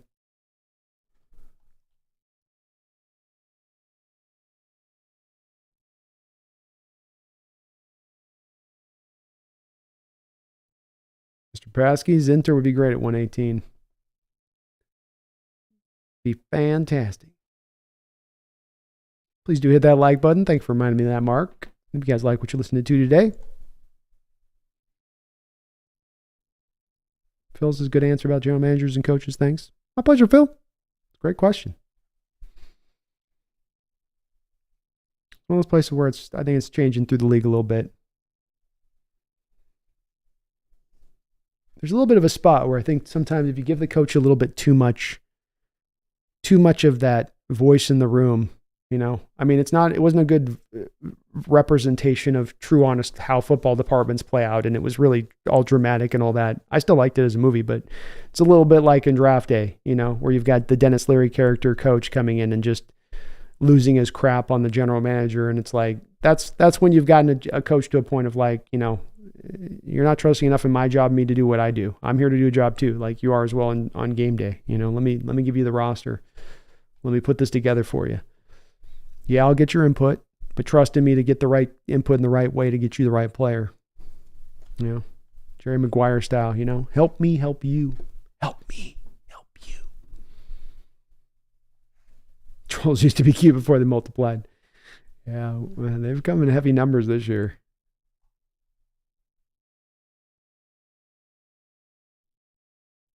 Ant once is wondering where Kobe Bryant's going to play. Me too, man. They've given us no real indication yet of where they see him Not that I've seen it yet. Zerper says the Ravens are the true dirty birds. Nick, I wouldn't mind Cam Hart or Kyrie Jackson in the 4th round. Bigger guys to come in on nickel dime packages, so Spoon slides into the slot. Both good players. Both same kind of spot that I've got them in. Kyrie and I got Kyrie in the 3rd, and I think I got Hart in the 4th. I like them. They could serve that role for sure. Blue and Green, man, all this Geno ain't do it. Think about this. Delfer and Joe Flacco was in Super Bowls. They ain't half as good as Geno. Agreed, Blue and Green. That's why I say I can have faith in Geno's. I've seen guys much lesser than that go get the job done. Lisa Max says Byron Murphy's kind of undersized, 6'1". Devondre Sweat might be better, but he's the mid to 2nd round pick. Yeah, I've been slow to get up. I can't quite get on with Byron Murphy. I do have given him a 2nd round grade. I mean, I've got to own that part of it for sure, but I also find myself a little bit underwhelmed with him with his tape, and I don't think his testing numbers were particularly well, especially for a guy at 6'1", like you say. But some people love him. Some people think he's going to be really, really good player.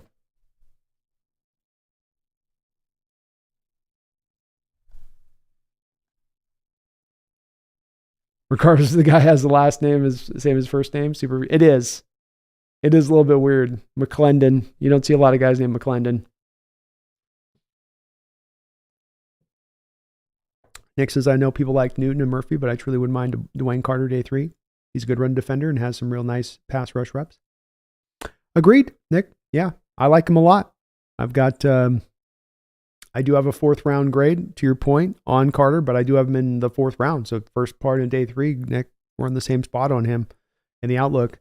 I didn't love as much of his run defend work. He's not bad as a run defender, but I did like a lot of his pass rush. And I think maybe it's just the number 90 number that he wears, but it just felt like he had a lot of the same kind of, like if you watch Jaron Reed, he's got that double hand thing that's constantly doing this as he's rounding the arc, so he comes off his pass rush and you watch Jaron and he's just, I don't even know what the move is, but it's like a hand swipe, but it's like like most of the guys do the hand swipe, they'll Bosa it, and then they come in with some big dramatic hand swipe to disengage the offensive lineman. And with Reed, he just does these little short, like as he's kind of rounding the arc and putting pressure on the pocket.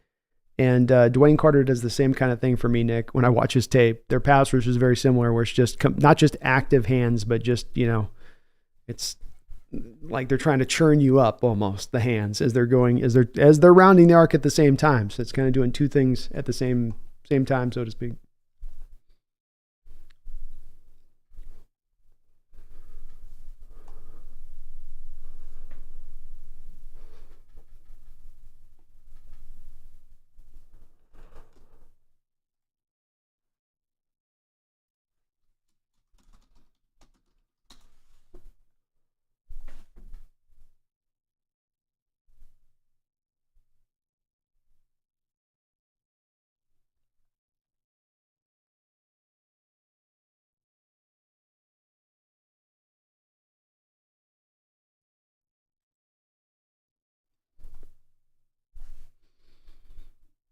Alex Smith says, do you see the Vikings moving up in the draft for a quarterback? Yes, I do. My cat's having a nightmare. Hold on here.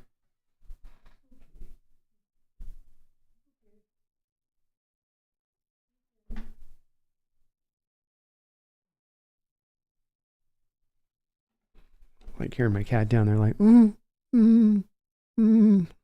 like, oh my gosh, poor cat. Yes, I do see the Vikings trading up in the draft. In fact, let me show you this. This was a scenario I was running through, and this was kind of my post-draft scenario for what I saw kind of starting to happen, or where I see this kind of going for as far as the front side of this draft to me. And that's, Caleb Williams, May, Daniels, whatever order we're going to need to see it in. That's your 3 quarterbacks going the first 3 picks. You end up with Harrison Jr., Marvin Harrison Jr. going to the Cardinals at 4. And then, yes, that's where I saw, as you can see on this list I'm showing you right here, that's when I saw Minnesota, or where I see Minnesota moving up from number 11 to number 5, because they need to jump in front of the Giants to take J.J. McCarthy. And so Giants are at 6. You got to get up to 5. I think the Chargers are going to be open to moving back in this draft. You have Harbaugh there with a new regime. he's going to be able to move back to 11. So he's not going too far back at that point. If you're Harbaugh, still able to pick a really good player at 11 at that point. They take J.J. McCarthy, and Seattle absolutely has a huge chest-higher grin. And we're sitting at 5, and we've seen 4 quarterbacks taken in the first 5 picks. We're in money town at that point. And then I have the Giants, who definitely at that point could still look at a Nix or maybe even a Penix, but I think probably go like Malik Neighbors, receiver. I think the Titans would go Joe Alt, left tackle for them. Atlanta goes edge, Turner or Jared Verse, one of the two there. Chicago goes Fashanu. So they match up Darnell Wright, the kid they took in the right guard in the first round last year, with Fashanu. Then you get the Jets take Troy Fatanu to give them some help there with Rodgers. You end up with the Chargers, who take Fawanga at 11.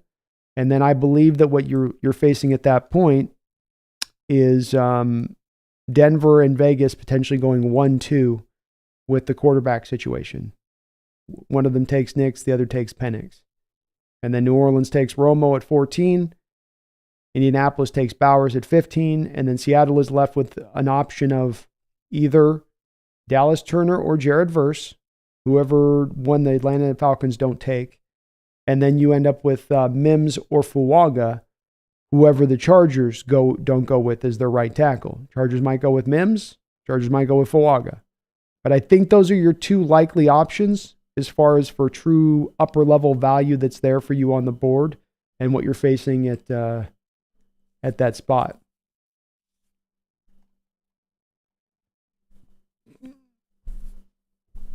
But yeah, I think the Vikings straight up.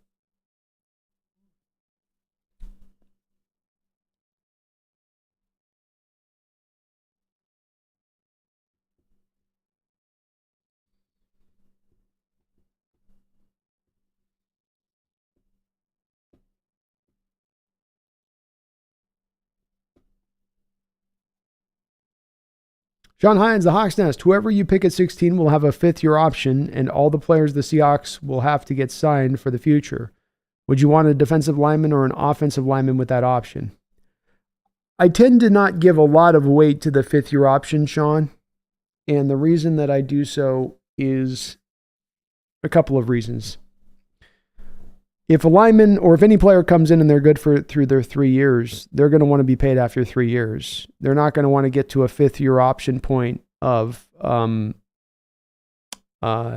waiting out until they get their first real big contract. So if it works out in the best case scenario, you're still paying the guy. If it works out in the worst case scenario and he's not good enough, then you never end up activating the 5th-year option anyway.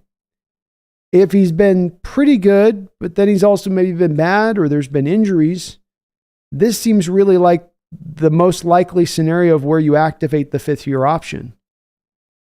So to me, and maybe I'm wrong on this, Sean, in recent years, the 5th-year option to me has grown much, much smaller in importance. Especially considering that oftentimes it can be a contract that can be pretty substantial. You know, I mean, Brandon Ayuk is going to be on the 5th year of his rookie contract that he's going into this upcoming season. Do any of us think that he's really going to play on that 5th-year option this year? That there's not going to be it with the Niners or somewhere else, he's going to get that contract extension?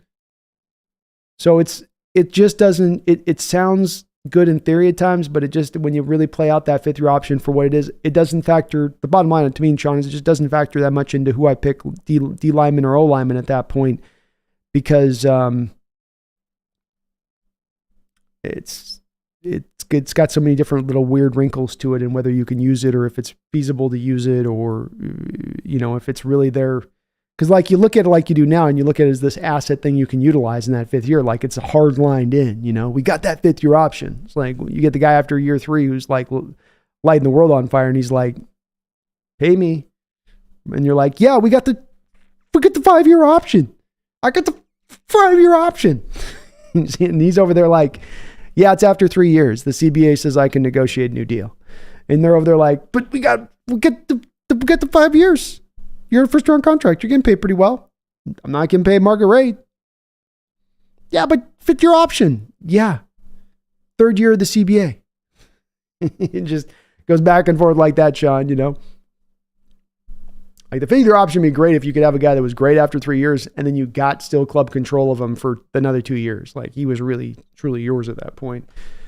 Good and yours. And Zerper, Flacco having a Super Bowl ring does not prove that he's better than Geno Smith. He does not. And if we're going to try to measure him, let's try to find the measurement of... I'm not going into the Geno Smith discussion. It doesn't got nowhere it can go.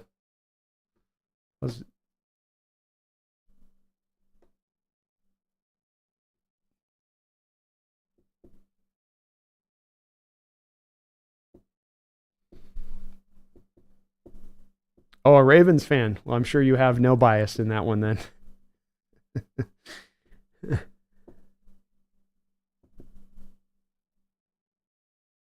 Space says, when am I moving Hawks Nest? I'm moving this next month, man. I'm inside 30 days. 30 days, you'll see me in a new spot here very soon.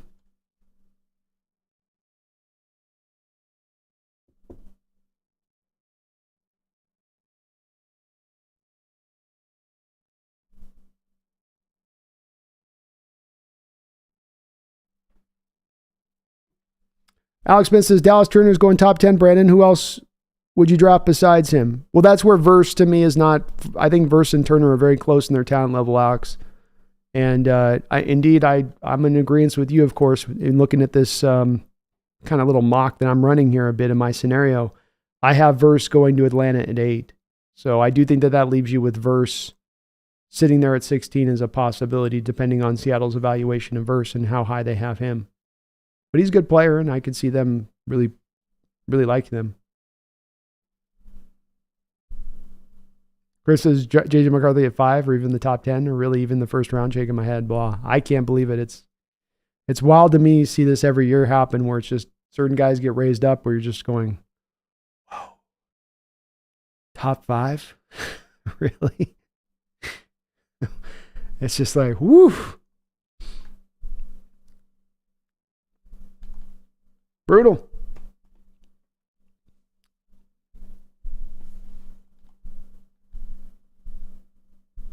The Ravens fans just mad that we took their awesome defensive coach. They know that it's downhill from there.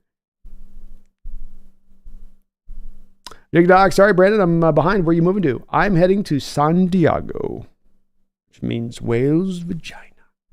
I'm heading down there. We're getting the fam all together in a close proximity to each other, so you guys will get a little bit of Hawks Nest fam shots in here from time to time. Maybe we'll get the moms on the cast. Get my peeps on here. Seahawks Gaming says, how come we're using our 30 visits on mid players? There's a couple different reasons you could have. It could be that there are guys that you look at Seahawks. They look at Seahawks Gaming that are guys they may say, well, maybe you're not going to be drafted, and this is an opportunity for us to bring you in here to sell you on the program as an undrafted rookie free agent if you don't get taken. Maybe they have higher grades on these guys than we do, a little bit. I have seen a couple of these names pop up like Seahawks Gaming, and I went, yeah, there you go. Okay. But it tends to be proof to some degree or another that the top 30 visits, let's go look, for instance, really quickly. I think a good idea to do here would be top 30 visits 2023.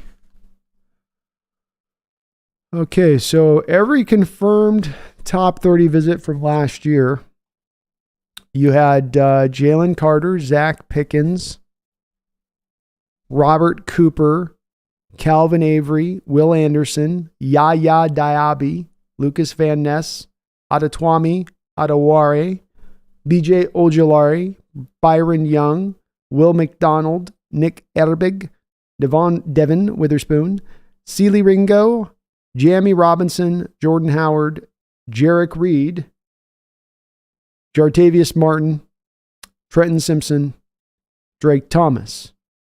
Those are the guys on the defense.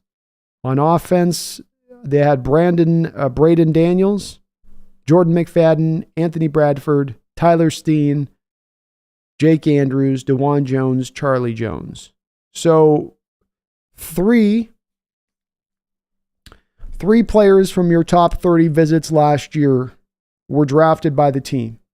In the first round, Witherspoon. In the fourth round, Anthony Bradford. And then, of course, in the sixth round, we took Jarek Reed. So it has been in the past an illustration of true interest. Look at the 2022 real quick. 2022, we had Boye Mafe.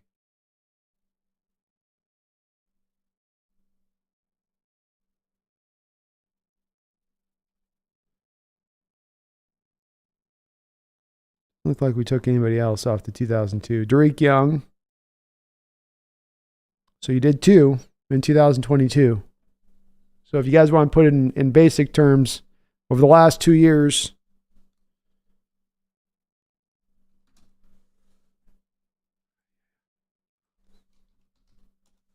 you've gotten 60 visits, 5 times. So there's an 8.3% chance of a top 30 visit becoming a Seattle Seahawk, basically. We've had 5 guys drafted in the last 2 years. So 60 potential guys have gone to the visits to Seattle.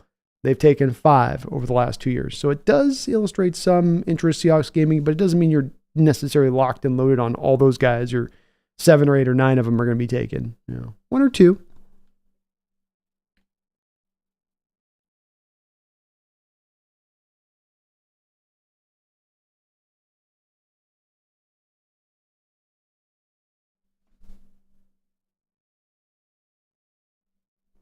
DVD Forever says, how are we looking in the mock with no quarterback in the first 3 rounds? I think we're looking pretty good, man. We ran through a few different scenarios today that didn't have a quarterback, and we went through all right with it, man. A couple of these scenarios, drafting for need, drafting for value. We did one with a quarterback today, but every other one we did basically for just take the best guys on the board, basically. Yeah, I'm looking forward to a space. It's going to be a fun move. It's going to get intense. It's right around draft time, so it's going to be a little intense, but it'll be fun. Zerber says, yeah, I am pissed that Seattle poached the Ravens. Hey, man, I get it. You should be. He's a great coach. Dig Dogs, Brandon, nice to hear your family will be closed. Also hope you like shrimp tacos. I love Mission Beach, by the way. They've got great food in San Diego, no doubt about it. I'm going to food heaven from food hell, because Spokane does not like food for whatever reason. They're just a grease pit over here. So I got to go to a place where I actually get to have back to having some decent food. Sadly, I'm not a big seafood guy, but there's plenty there with some of the other dishes out there. No doubt, I'm gonna be enjoying myself.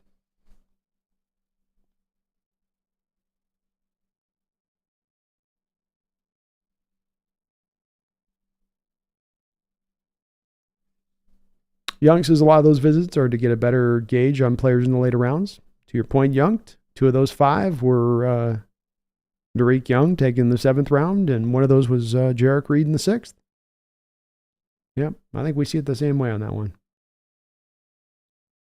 Carter says sometimes it's used to take players off the board if they have a personality fit. It's true. I think there's, maybe to your point on that, Ricardo, there's different reasons for different guys being brought in for the visits. Could be the later round guy, could be a UDFA guy, could be a guy that you're like, hey, we're willing to take this guy higher than other teams are willing to take him, but we need to make sure that his personality is 100% on point, that he's not just, coming in hot, so to speak, but he's actually, going to fit in with this locker room. He's going to be an all ball kind of guy, which hard to ascertain necessarily, but I guess you get closer to doing it if you have him in person.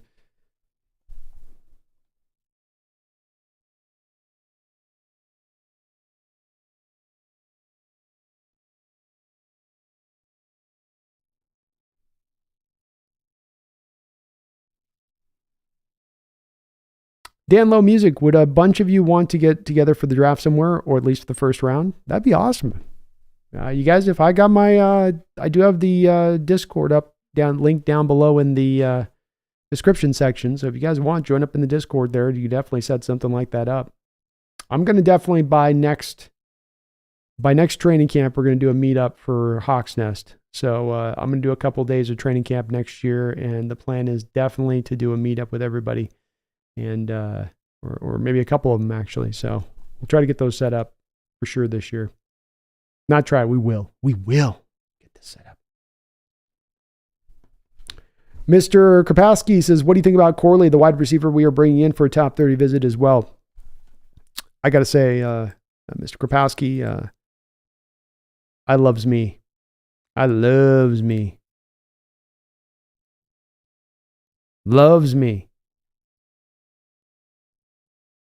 So Malachi Corley. As you can see here on my little horizontal board that I've got placed up ahead of here, Dan Lowe, if you look at my second round grade, I've got Corley ahead of guys that a lot of other people I think have ahead of him. I love Xavier Legette. I think he's got a great skill set. I think he's going to be a fun pro. Xavier Worthy, I'm not getting up as high as some other people are, who are trying to sell you on the fact that, no, he's not just a speed guy. He's a complete guy. It's like, he's more of just a speed guy, but nice try. But Corley is to me just a guy that absolutely awesome with the ball in his hand, as good as a yak guys you'll find in this draft with the ball in his hands. Also highly competitive catcher, very athletic. He's got enough speed. I have him in the second round, so I obviously have a very high grade on him. Some people put the Deebo Samuel comp out there, which I get. I think he's more very close to an Anquan Bolden. A guy, one of the reasons I got him in that second round pick is when you look at the comp to a guy, you also kind of look back to where that guy that you comp was selected. And Anquan Bolden was taken kind of in the second round range there, right? So it was also a little bit of what was instructing me on this one with Malachi. But a lot of people seem to be hot to trot on him. I'm not the only one, that's for sure, with it. But his tape was awesome. It was awesome to watch. And all those guys that are just behind him are really good receivers in their own right, too. He just brings a kind of skill set that is very unique in how good he is at it. And then he's also very complete in the other receiver skills that he brings to play. Zerper, we're 16 in the draft, and then we don't have a second round pick, and then we have a third round pick, and then we have 2 fourth round picks. So we got a little bit of a weird one there with that.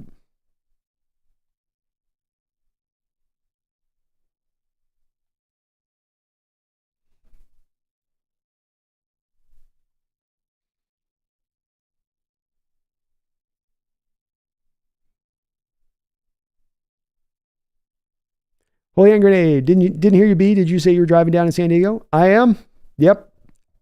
I'm going to get my brother up to, I'm forcing my brother to come up here and drive my car, and then I'm going to get in the U-Haul truck, and we're going to hit the high freeways at night and just try to knuckle down and ride it through in a day. We might do a 2-day drive on it. I probably won't do the whole 24, but you never know with us. We might go crazy with it. I'll look at him, we're 10 hours in, and be like, you think you can make it? Let's do this. Then we tap fists, get in the car, and crank it. But yeah, and down to San Diego. We're finally getting the whole family around each other. It's going to be awesome. Yeah, Younged, I like Legette too. I don't want to make it seem like I'm shading Legette or Worthy even for that matter on it. I mean, this receiving core for this draft is stacked very nice up at the top especially. Even the fourth round has got some interesting guys in it. I think once you get to 5th, 6th, 7th, there's nothing there at that point. But fourth round in, good players there, and I think there's going to be a run on guys in the first, second, third round. I think you're going to see that's probably the position that might be picked more than any other position. Just about maybe line, depending on how you want to count that, but I could see there being 14, 15 guys taken in the first couple of rounds of the draft, the wide receiver position, because it is so deep, and so many of these guys have so many different wide varied skills that are all very tantalizing in themselves. Brian Meyer says, Schneider did O-line top 60 just 2 years ago. No. So it's interior offensive line was what I was saying on the O-line with him address the interior. He's definitely addressed the tackle position. He's not been shy about going up high there, but it's just been that it's not as much as the history was just on the interior of the offensive line. You've done the second round pick for Ethan Posick. You've done a third round pick for Damian Lewis. But everybody else that he's selected that's been basically highly selected in the draft has been a tackle if he's taken those guys high. He doesn't tend to go very high on the guards or centers for that matter, absent Posick, which You go, man, 14 years, you pick one center in the second round, and that guy wasn't exactly a great center for you. You go, well, maybe he doesn't like to take centers in that second round, you know. But he'll do tackles. He definitely values those. Next says, hear me out. If Javon Baker is there in the fourth, we take him with the idea he is wide receiver 3 after this season. Let me see if I looked at Baker. I think I have. Sounds familiar. I have not yet looked at Baker. It's one of my receivers that is on my list that I'm set to look at. 4.54, 158, 10-yard split. Pretty good numbers there. 6'1", 202, 32 and 1/4 inch arms. So he's got some interesting arm size.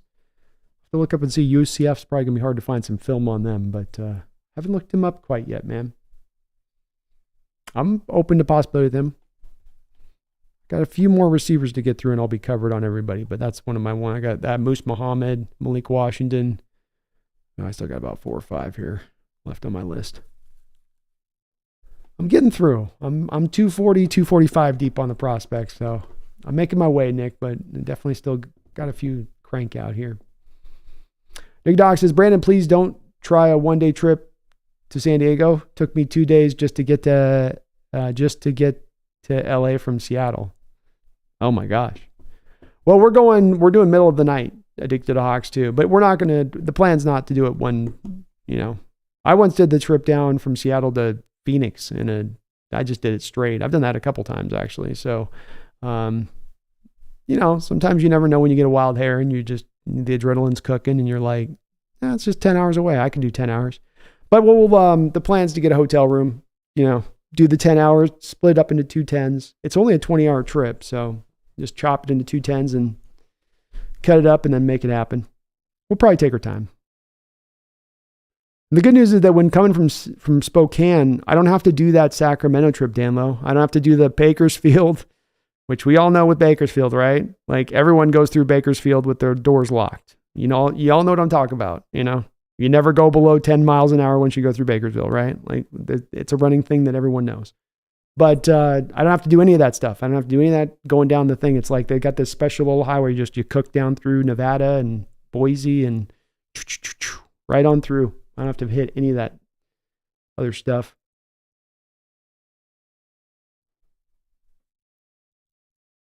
DK reminds me of Debo. They're kind of 2 different players.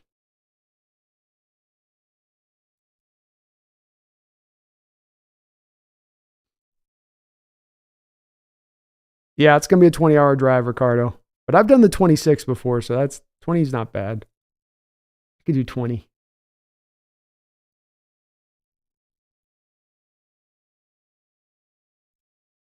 And yeah, blue and green zone, that's something that John Schneider's illustrated recently, is that he'll definitely drift pick for value through the early parts of the draft, but when he gets to 5th, 6th, 7th, he's a lot more willing to go for the need part of things, which I'm fine with. Those guys are so much more hit or miss at that point anyway.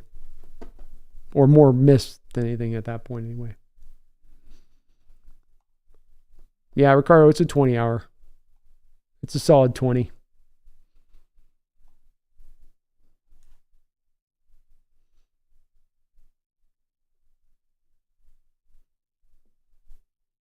Blue and green zone says Fatano will not be a good guard. I definitely think that tackle is probably the place where he best fits in as a pro blue and green. I think he could potentially give you some really good guard play in a real mobile-based scheme like the one that we're going to be utilizing. But tackle is probably his best landing zone when it's all said and done. Big Hawks has been getting Fatano, Penix, and Sweat consistently in my mocks. Had to spend a 2025 number 2 for Sweat, but felt like it was kind of like cheap. Felt it was kind of like the big cat, and we got Sweat for 4 years cheap. There you go, Addicted. It's going to be hard to package up for quarterbacks, though, then next year, down that number 2. Blue and green says everyone taken at 6'5" or higher cannot get leverage on a 6'2" defensive tackle. They get beat. Yeah, there's not as many of the 6'2" defensive tackles in the sport as much, I would say. But that's also then where we get to, again, the movement-based side of this blue and green. So much of the scheme calls upon pulling in space or hitting reach blocks. Reach blocks don't have a whole bunch to do really with leverage. You're catching a lot of times the defensive tackle on the side of their shoulder where you're landing the block. And that's why I say I think if you're talking about, I'm with you 100% on you just want a traditional offense that's going to have a guy mano a mano, maybe on a guard or a defensive tackle. Maybe Fatano wouldn't work as well for that, but that there's more movement-based stuff. Get down to the second level, attack the linebacker. This stuff is a real mainstay of this scheme, and I do think that he would fit pretty well into that if you asked him to do it, even if it was just for a season or two, until he was able to eventually transition to tackle.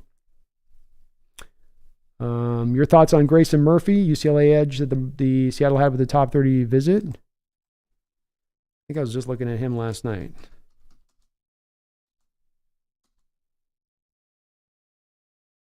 I think you mean Gabriel Murphy, Brando.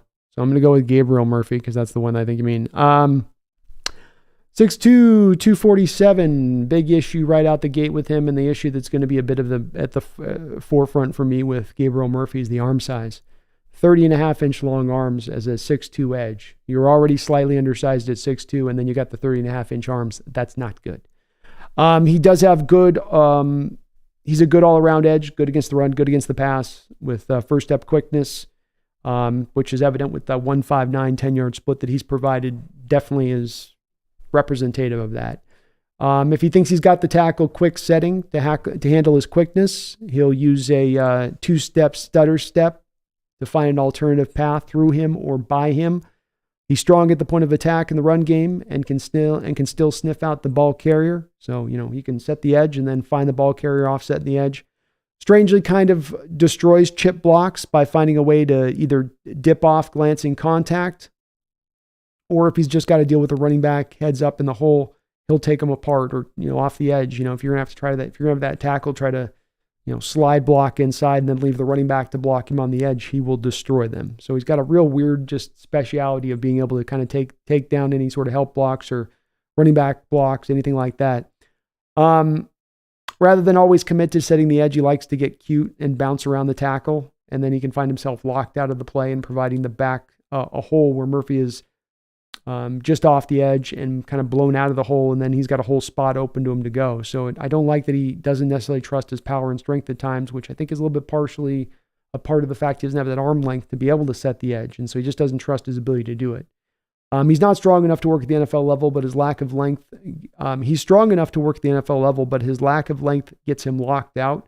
He also doesn't use his natural leverage well enough. So 6'2", just talking to somebody here in the chat about the fact like blue and green, it's like, here's an example of this where not everybody at 6'2", 6'1", 6'3", who might be giving up 2 or 3 inches to the guy across from him will get that leverage win, because a lot of these guys don't understand leverage. And Gabriel Murphy is a guy that I think at times definitely doesn't win the leverage war enough as he should, being 6'2", going up against guys 6'5", 6'6", because he just ends up getting up high, sliding up high. He's got some tight hips, which really inhibits him as a stunter or when he tries to get lateral. I think in my final outlook for him at the end of the day, Brando, I think the lack of arm length combined with the lack of size is a legit concern. He has 3 years of starting in many, many games, so he brings some refinement, but I think he gets eaten up in the run game at the NFL level, which just makes him a pass rush specialist and a limited one at that. So not a bad player, but one that definitely is a deeper drop kind of guy in this draft. Because of my outlook on where he is. And so, yeah, he's got some stuff to him, but there's other stuff that you can get, just as much good stuff that he's got, you kind of can pull away as far as negative. Ewan says, go Hawks. What's up, Ewan? Sorry, your message got dumped there. Says, go Hawks. Would you be surprised to see a trade on draft day for extra picks, 3rd or 4th rounds? No, Ewan, that's actually... in so many respects, that's a little bit of, I think, what we're anticipating here, is that the Seahawks to trade back at some point or another here, and even maybe trade back a couple of times. And the place to really do it, the place to get the maximization of draft capital back in return for a trade would be to move back from 16 to 23, 23 to 30, 16 to 25. But I'm expecting you that Schneider's going to want to get a 2nd round pick back in this process, if not even more so than that. And being that he's in a good position at 16 to, I think, pull that kind of trade off, I think they'll get it done.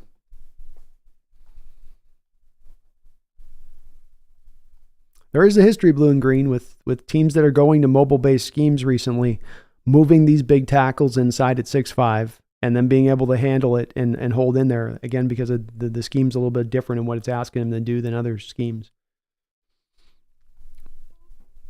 The Snail says, I drove from San Diego back up to Skagit in one day. It's not that bad. No, it's not that bad, Snail.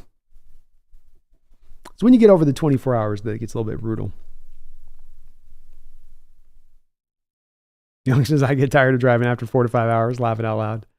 Yeah, I get that too. I'm getting older. I might be at that point now. This trip was a lot easier to do when I was in my 20s. So I might be now like 5 hours in, like, hey, Rob, maybe we just get the hotel room now, huh? Maybe we make this a 3-day thing.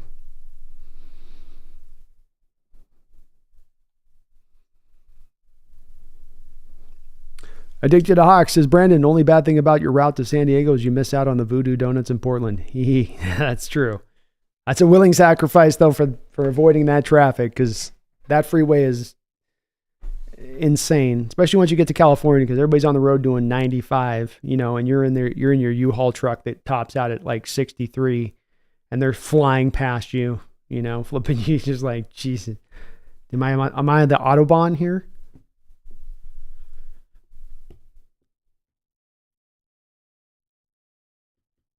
Ryan says, I'm from Boise area. As of now, looks like some good weather for your trip. That's the one worry I have, Ryan, is that being that I'll be the guy in the U-Haul, my brother will be in the car with the all-wheel drive, that if we reach any ice or stuff, I'm going to be white knuckle gripping it, I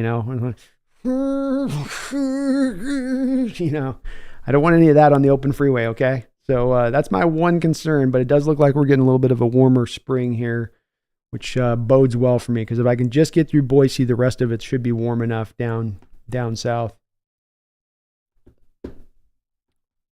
There's some good, Ricardo, to your point on like Top Pot, man, there's good donut shops, like local mom and pop donut shops, even in San Diego, that are awesome. Anything else says hot top donuts are gross. we got some donut controversy breaking out.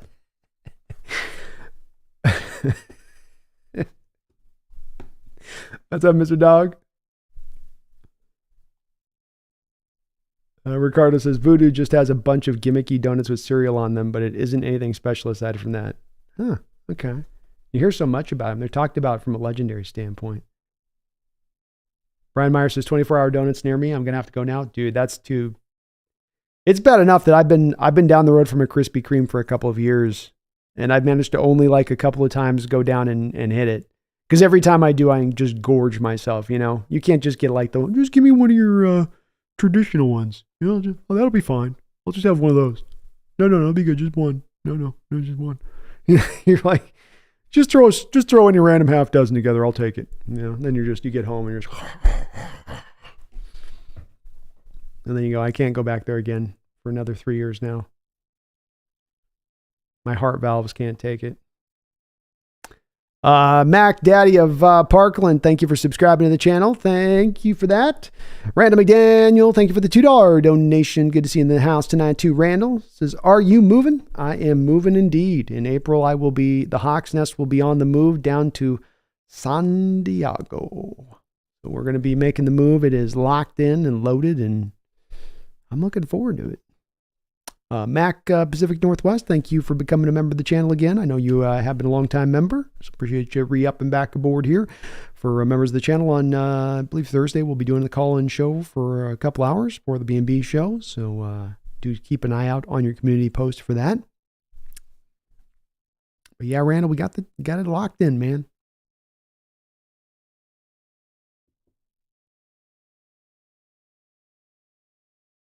Brando says, Grayson is Gabriel's brother on UCLA also. Sorry for the confusion. Oh, goodness gracious. I don't think I have not looked up anything then with Grayson. Are they like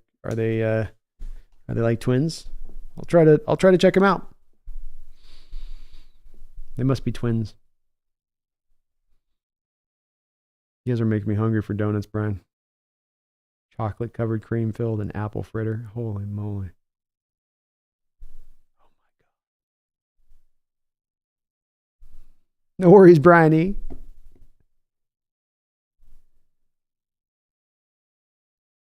Blue and green, I'm kind of a normal donut guy too. Yeah. I like my traditionals. Give me my chocolate, give me my maples. you always have them throw one crazy one in, right? Like you go wild and crazy on one. You're like, you'd only take like 3 bites out of it. Throw that one in there too.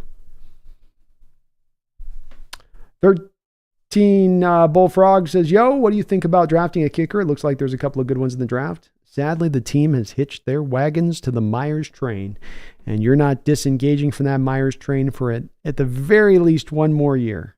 I think even next year it gets hard to technically save any money off of his deal because you gave him such a long contract and you lowered down the first year cap hit. So second, third year cap hits come in like gangbusters, and it doesn't provide you a method to get off the contract because Bullfrog, that'd be the only way you draft a kicker is if you could get off the Myers deal to actually save some money by doing so. And you can't quite do that, unfortunately. Carter says, y'all like some things that can barely be called donuts. Dig to the Hawks. Brandon, top 3 songs on your road trip playlist. Ooh, what a great question. Well, let me do one. Let me cheat at least once because we can do Pink Floyd's Dark Side of the Moon end to end. And that's like an hour of my trip I've just knocked out without having to even think. So like, that's an easy one. Other song wise. Okay.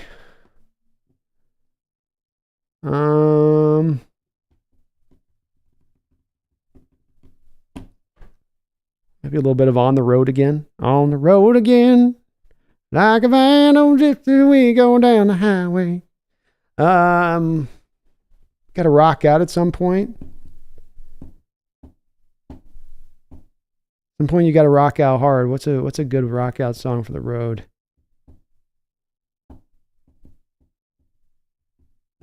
I don't know. I'll have to think about it. I'll think about my third one on that one. Get something hard. It's hard.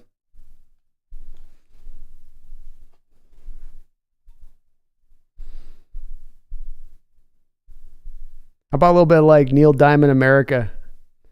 They're coming to America. You know, like driving in the morning, sun's starting to rise. You're going through like little towns.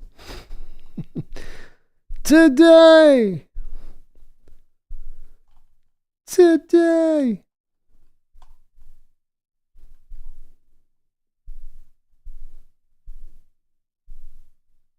Look great and true, Brandon. And if nothing else, he could be another tight end blocker like George Fant when we were really good at running when we used the extra offensive lineman. Oh, hell yeah. Oh, yeah. Brian, he says, I came from mock draft and donuts broke out. Ricardo says, I don't like the gimmicky donuts. Just keep the cereal and bacon away from donuts. I agree on that. People go way too crazy with the bacon. This came into reality for me a couple years ago when I saw people wrapping bacon, and what were they wrapping it in? Chocolate or something? Like, no.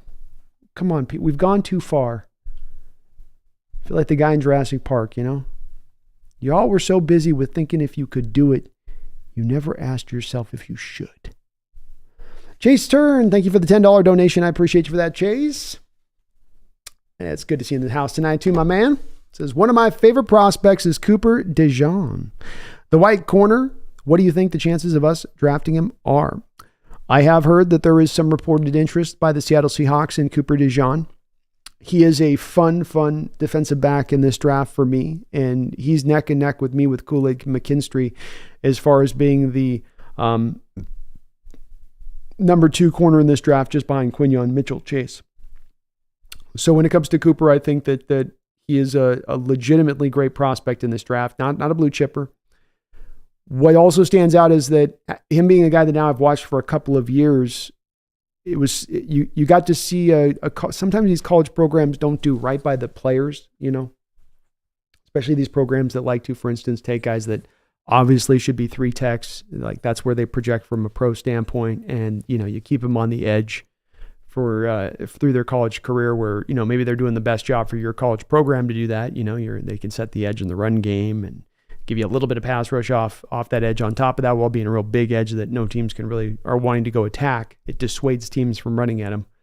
But then these guys will sometimes watch their draft capital take a hit because of that. A guy like last year, Adewari, guy was played inside, I think, Georgia Tech a lot, and or outside of Georgia Tech a lot that you were going to put inside. But it was definitely made it harder to kind of figure out what to do with him. And why I say that this relates to Cooper DeJean, Chase, is because last year with Cooper DeJean in 2022, he was playing all over the board for Iowa. And when you look at him, he's got, I think, 5 or 6 interceptions that year. So if you just look at the statistics of him and take away from that, you'd go, oh my gosh, it's a jack of all trades player, Swiss Army knife kind of guy, move him all over the place. He was at Sam linebacker, he was at the slot, he was outside corner, he was the single high safety, he was the box safety. They put him in all those different positions in that prior year, but it wasn't to his benefit. It wasn't to what was going to make him the best pro. Because I think if he continued, because there was times that he would get exploited, like he was too small to act like a Sam linebacker. He really shouldn't be a box safety either for kind of the same kind of reasons, Chase. And so, you were seeing him at times getting overwhelmed because that's not the best spot to put him in. This year, they stuck him as an outside corner and they let him play really purely as an outside corner. Enough of this moving him all over the place, stick him in the spot that he's best at and let him cook. His interceptions went down this year, but his overall play went up, in my opinion. And that's because of the change that he's made.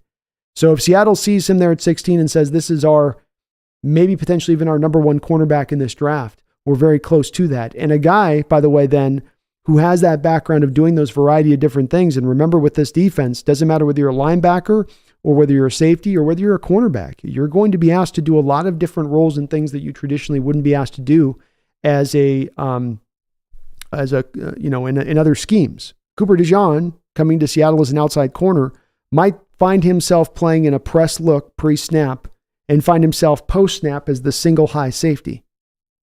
Well, he's got that skill set of playing single high safety in his background. So there's a little bit more than of a draw chase from Seattle to that kind of player, maybe because he does have that true ability to play those variety of different roles. We're going to slide our outside corner to becoming kind of like a Sam linebacker post-snap. Well, he can do that stuff if you want him to do it. And he can also do the outside corner stuff. He's got some good twitch and quickness. Stop and start ability is great. Not a lot of necessarily pure length to him on that side of things, but enough to get it done. Certainly a real fun player on tape to watch because of all of what he brings to the table, Chase. So, it's a good prospect to be one of your favorite ones, and certainly one that you could find your Hawks definitely selecting, Chase, because of that real diverse skill set that he brings. That's what we're looking for in these players, is an ability to do a variety of things, not just one specific thing that we fit you into a real particular role to. You'll be the single high safety just playing center field. None of that anymore. Now it's about able to be in a variety of different positions on the field, especially under the auspice of disguising what we're doing from pre to post snap. But thank you, Chase, for the $10 donation. I appreciate you for that, my man. Very kind of you. Chase Ernst says San Diego's a great place. It is. I've lived there before, and it's a legitimately awesome place in Southern California. There's a lot of spots in California I wouldn't live, but this is one of the spots that's definitely a place that I do like. He says, Voodoo has some good donuts, but they aren't worth the price. I usually just get those 6-pack of Krispy Kremes at the grocery store. My girlfriend and I like trying all the collaborations. Yeah, it's good, man. You can't go wrong with donuts, really. It's like pizza. Holy Hand Grenade, the only route I know to Cali is I-5. I live on the west side of the state hall. Yeah, if you're on the west side, you have to take that route, but they do. Luckily, we got another route here that'll cut right down through the where I don't have to go all the way out to the west and then all the way down to the south. Yeah, Kelly's got some yum donuts. Definitely going to have my pick.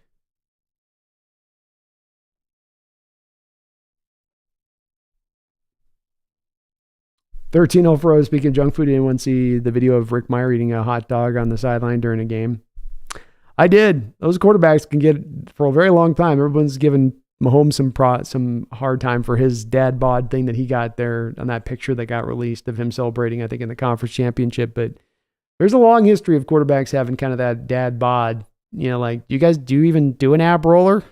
I remember back in the day with Meyer, they were showing him on, like, they had him out like at I forget what it was, like a water slide thing or something with a bunch of other quarterbacks. And I was like, geez, he's got kind of a gut. I guess all those Hot dogs.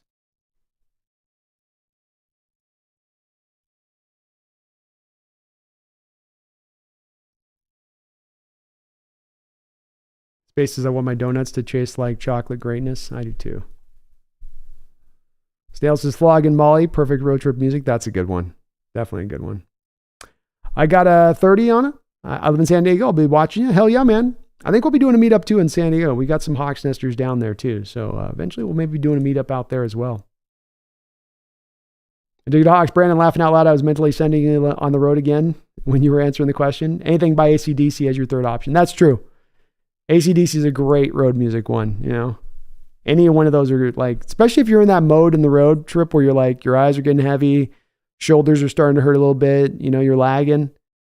Get a little AC/DC cooking. You'll be right back to just, let's go. Megan says, the Hawks Nest just dropping in to let you know I won't be on until after Easter due to tomorrow's date in Easter. I understand, Megan. No worries. Have yourself a good one. I was thinking Metallica too, Jeremy. I was thinking maybe a little Metallica, what, the one? Isn't that the name of the song? It's my favorite all-time Metallica song. About the guy that's had all his arms blown off in war, and cool video.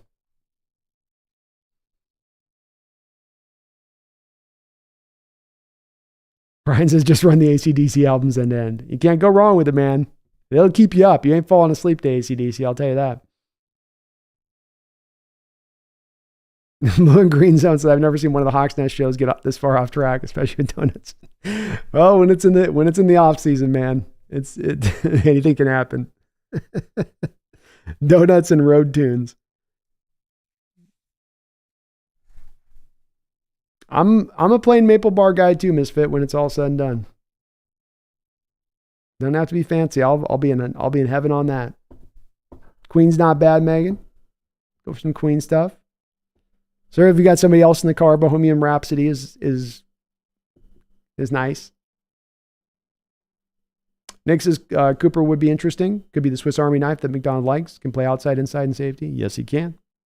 Definitely can see the pull to go in with that guy, especially from the value-based standpoint, to where they could be putting a bit of an extra better value on him than, let's say, the average fan or the average draft pundit, Nick, because they see Cooper DeJean as that guy that is such a pure fit for what they want to do in this defense, for what they want to require from the players.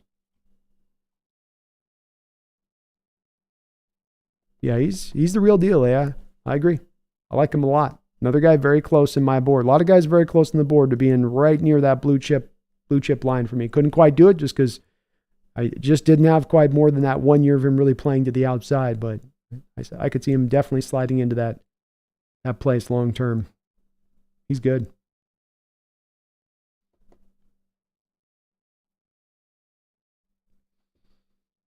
Blue and Green Zone says, what do you think of the new kickoff rule? I like it, except for outside of have to report it on my fourth and have to report it on my and fourth and have to be behind.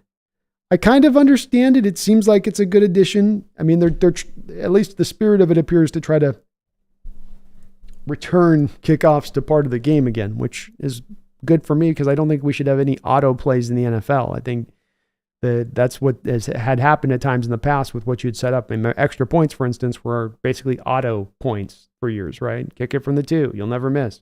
So I like it when they remove out the auto stuff and they allow it to be an actual play of the game. So it sounds like it could work. It'll be interesting to see how it plays out in live action, but I like what I've seen from him so far. AI says DeJean had many drive the lane in-game tomahawk dunks. Ridiculous. Yeah, he can dunk. He's athletic as hell. King gets some Mexican food too. If you come to Cali, Brand, I'll be eating plenty of tacos. You better believe that. No, I know they got some good food. I'll probably be eating like Mexican for about a month straight when I first get down there. William says, hey, BR, the Seahawks going to draft tight end and running back. Who would you pick at the positions? I think running back's definitely not one that you're going to be taking in probably about the 5th, 6th, 7th round, and very likely 6th or 7th round, and even beyond that, maybe UDFA, William. I think running back's as much of any position on the,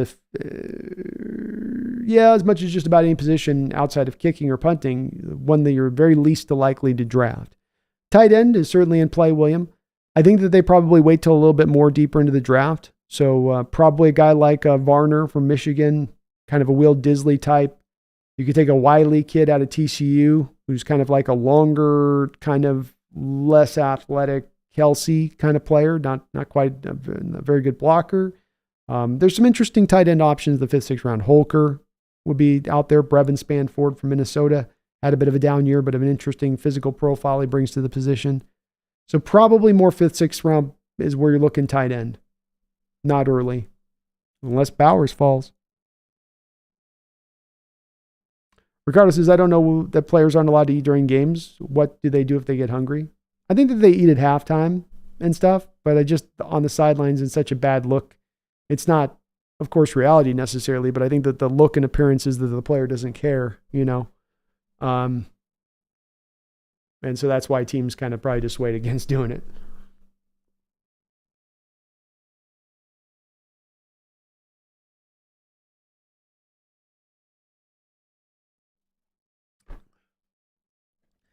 King's House says Peyton Manning had a dad bod all the time. He played, didn't get criticized once. No, he didn't.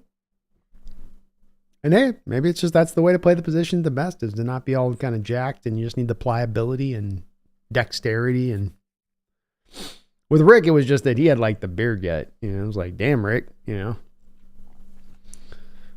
Maybe a little bit of, have a little bit of maybe, you know, pride for being a professional athlete. Yeah, I'm a professional athlete. Look at me. Oh, greatest quarterback in this game. It was a different era. Had the most brilliant creme brulee the other night. Creme brulee is great. I always wish I had like a bucket of it whenever I eat it. They give you like the little dish of it, and you're like, okay, where's the rest? Refer me by Sabin. I'm a podcast guy on road trips. I am too. It's a little bit of a mix though. You can only do so much podcast before you got to flick it over to some music and then back over the podcast. Because otherwise the podcast can definitely start getting you into a little bit of like, okay, what? Come on, eyes, stay open. Yeah.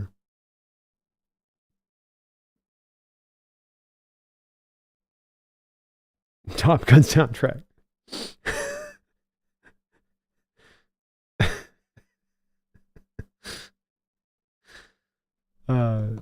Truck Fighters Gravity X is a great road trip album. All right. Truck Fighter. I've never heard of them.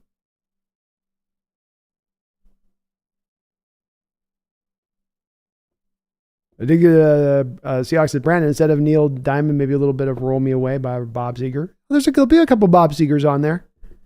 Bob's another one that'll get you back up going once you're kind of lagging a little bit. Little too tall, could have used to be found. That band's pouring on down.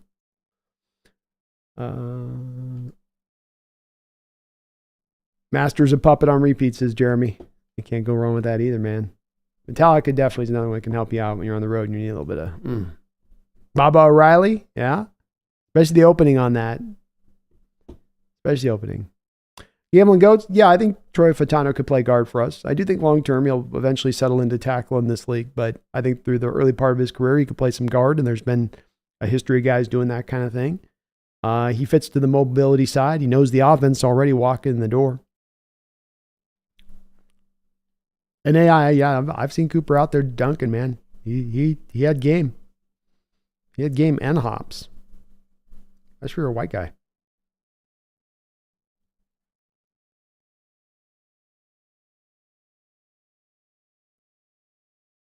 What route am I taking, Holy Hand Grenade? I don't know what side of the mountains. I don't know what the freeway is. It's not I-5, Holy Hand Grenade. So there's a freeway that cuts straight down from Spokane through to Boise, and then just down through Nevada, and then straight down to San Diego. So you never have to go through any of the kind of mess of California to get down to it. Just a quick cut through.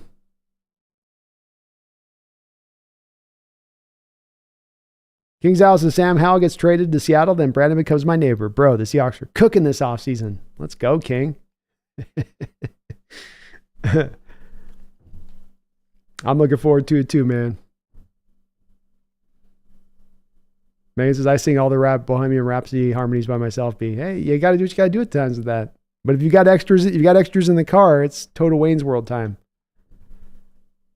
You got to click it in. AI, I think our O-line is our greatest need. Fatano or Fuanga at 16, or trade back and take JPJ or Barton, snagging more picks. All the drafts I have done doing that consistently yield the best drafts. That I agree. Seems to be the place that they are standing. If they're going to sit and stay on 16, it seems to me AI, be it Fatano, Fuaga, maybe even Mims. But you're going to have an outstanding, be it tackle option there available for you, / maybe a guy that you can kick into guard. I'd be okay with going the other way with the two. Back a little bit, then go JPJ and Barton. I think leading in this point in this draft with offensive line, and something that stands out to me that probably did to you too in running mocks AI, is that you get into 4th, 5th, 6th round, you're not maybe going to have as many offensive linemen to pick through at that time. Getting that handled at the top of the draft while also having it be the best value pick on your board kind of ends up making it sort of a cemented pick if you can't trade back.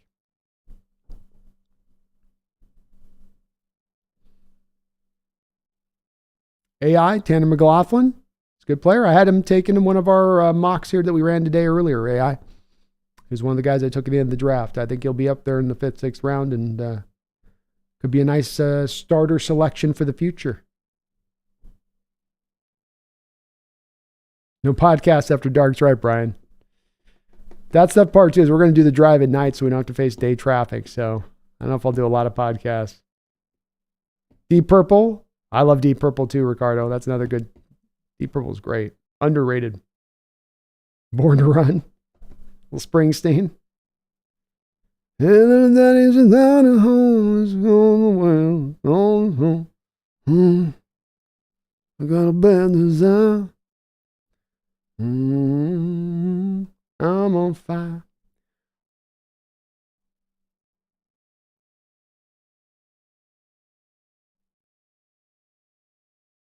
TheSeahawksNest. Okay, B, I'm heading out. Prepare for the worst day of the year for tomorrow. Oh, I'm sorry to hear that. Talk to you after Easter, if not before. We'll see how it goes. Sounds good, Megan. You have a great night. Hope you feel better. Brian Blank, 7B, missed 2.5 hours. I'm sorry, Brian. Well, you're here right now.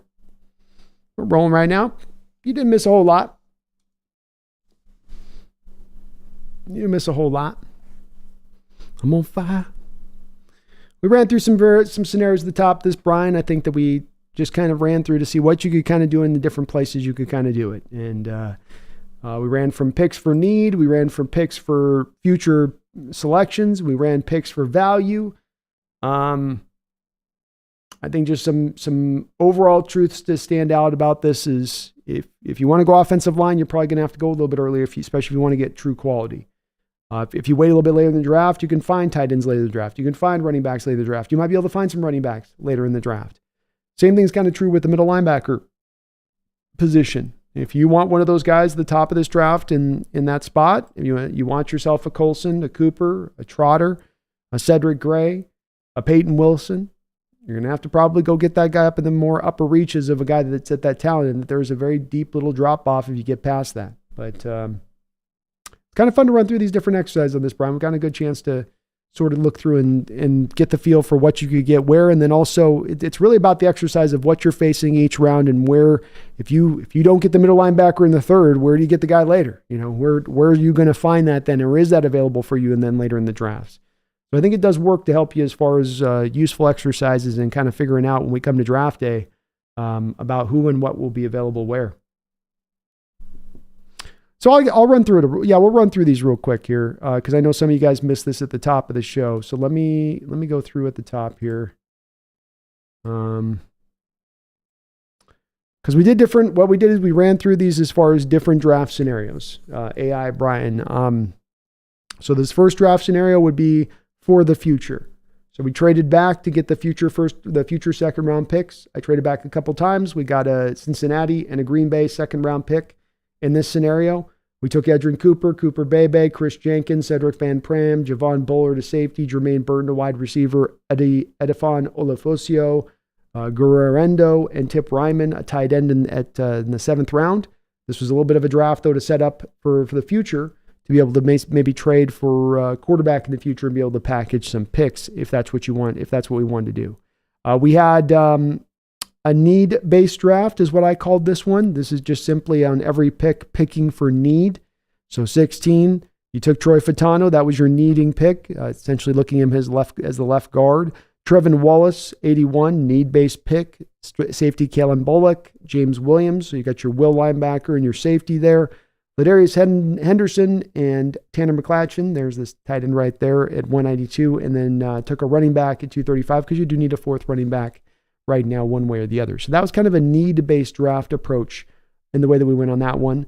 This was the one trade back scenario. So we moved back and went all the way back to 36, but we got 36 and 40. We picked up a future second round pick, Michael Penix, Cooper Bebe, Mahogany. So I took Penix, took two guards then behind that to solidify the offensive line. Later on in the 7th, taking Drake Nugent from Michigan to really set in that offensive line in front of Penix if you were to go this route with it. Also got edge Austin Booker, Jalen Ford, who might be your Mike or Will of the future, Tommy Eichenberg, same. And then A.J. Barner, blocking tight end out of Michigan in the 6th round, which I think is pretty good value. But you also got that 2025 second round pick. This was the one trade back approach draft. The next one that we did was a value-based draft, picking purely for value. Who is the best guy you have on the board for where you're selecting in the draft? So 16, it was Amarius Mims in this particular draft. 81, we got Braden Fisk, workout warrior, another workout warrior in Tanner Bortolini at 102. A guy that can play all offensive line positions. Went back with Jalen Ford and Edifosio in this draft, where again, that if you're going to wait into the linebackers into that 5th roundish area, Ford and Edifon, Tyrese Hopper, depending on where you see him. I'm not really high on that guy. There's a couple of other guys that I'm not as high on as these two guys. You can flop out one name for another there, really, but that's where you're probably picking in the linebackers just before the 6th round, into that 5th, late 4th, inside the 6th round, if you're wanting to get a linebacker who can actually play in this league with some starting potential. We got the fast back at 192, and then back to Tip Ryman, tight end in the 7th again there. Not really worrying about the exact picks here. It's more about the players available and what times they're available at, so to speak here. The last situation was the double trade back. So we traded back from 16 to 20, 20 to 24. This was to maximize the number of picks that you could get inside the top 100. So we got ourselves back up to 4, right? Off of where we're sitting right now, which is I think at 2 or something like that. We went with Quinyon Mitchell, cornerback at 24, Tavondre Sweat at 51 in the 2nd round, Cameron Kitchens, safety in the 2nd round again, 81, Jeremiah Trotter, our middle linebacker, Aaron Casey, maybe your Will in the future. Then we finally addressed the offensive line later in that particular draft. We waited a little bit of time to do that, but this was a value-based draft and there wasn't an offensive line at the other picks. That's the whole point on the value-based model is essentially that's how we had to pick it. It was not by what was the need, but simply by what we had to kind of do with it. So those were the drafting scenarios we ran through at the top of the show, for those that might have missed it. And Brian Blank, the point on this one is to run a couple of different scenarios the Hawks feasibly could run come draft day, the way it could break down. And so with the Penix-based draft, I'm not looking to take Penix. Definitely have not been a guy that's been banging the board for Seattle to jump upon him. But the key with getting Penix in this spot here in this particular draft is, number one, you picked up a future draft capital into next year's draft, and you're taking him at 36 in the 2nd round. So that's, to me, if you're talking about getting the value of Penix into the middle point of the 2nd round, I don't know if I can shake a stick at that point. Brian Blank, can you go into the rationale behind Penix at 36? Well, I think that this is where there's definitely some difference of opinion on Michael Penix. And Brian, I don't want to push back too much for the people that have a 3rd round grade on him. I don't quite understand how people can drive as hard to the 3rd round grade item of things for Penix. So I guess, Brian, I got to kind of understand where your issue might be lying in it. Because I don't think it's technically very controversial, Michael Penix at 36 in the 2nd round. But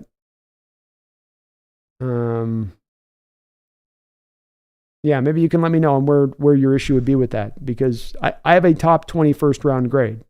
So by my metric on this, if you're getting a 1st round graded, I don't care if it's quarterback, left tackle, center. If I have a 1st round grade on a player and I'm getting him at 32nd in the 2nd round, that's worthwhile selection already off the board there. So yeah, I don't know. There's people that have seemingly a very harsh grade on Michael Penix that I don't I don't quite understand, Brian. I can understand saying, well, I don't have a first round grade on him, but I've had people that have drawn as hard as to say, well, I have a third round grade on him. It's like, what? How is it that we've dipped that far down for a guy that's been so really good the last couple of years and who checked so many boxes as a quarterback? I understand there's risks on the age. I understand there's some risks on the injury. Man started like 24, 25 straight games, but I get that there's the past injury situation that's there, but I still don't think he makes it out of the first round period. But if he did, yeah, I think in the second round, that's not a big swing at that point for a guy that could turn into your quarterback of the future at all. And you're not married to him in the second round at that point, like you'd be a top 5 quarterback that you've packaged 3 first round picks for to go get.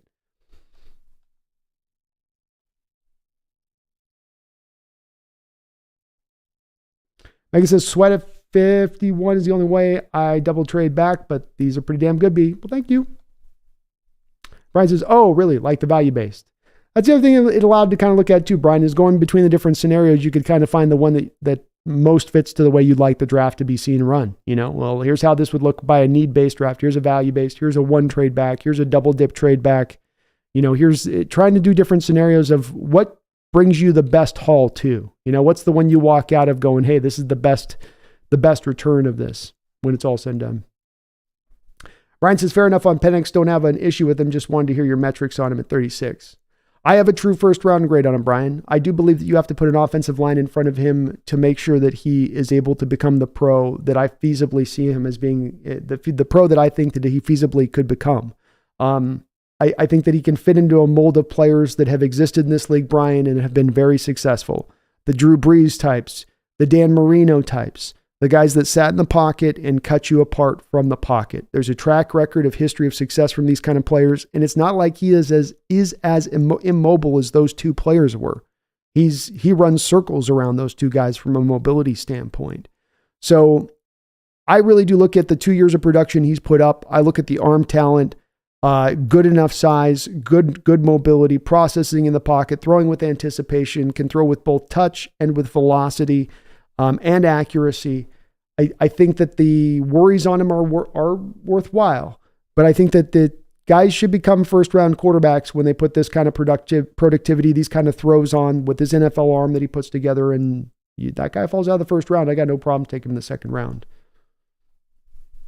And I think even taking the second round doesn't necessarily prevent you next year. If they have some quarterback they love, they want to trade up for, it doesn't prevent you on that either. It almost becomes a bit of an asset for you a bit on that at that point. But the one thing you'll notice too with this is that, as I've long pounded the table for, if you're going to take Michael Penix on this, Brian, I've said that if you take him, you got to make sure you have the offensive line in point for him. So what you'll notice with me in the draft that I did with him is that I took him and then I took 2 guards right behind him, and Cooper Bebe and Christian Mahogany. I went back and took Drake Nugent as a center in the 7th round to start to make sure I'm building up that offensive line in front of Penix if I make him that selection. Because one has to go with the other. That's for sure.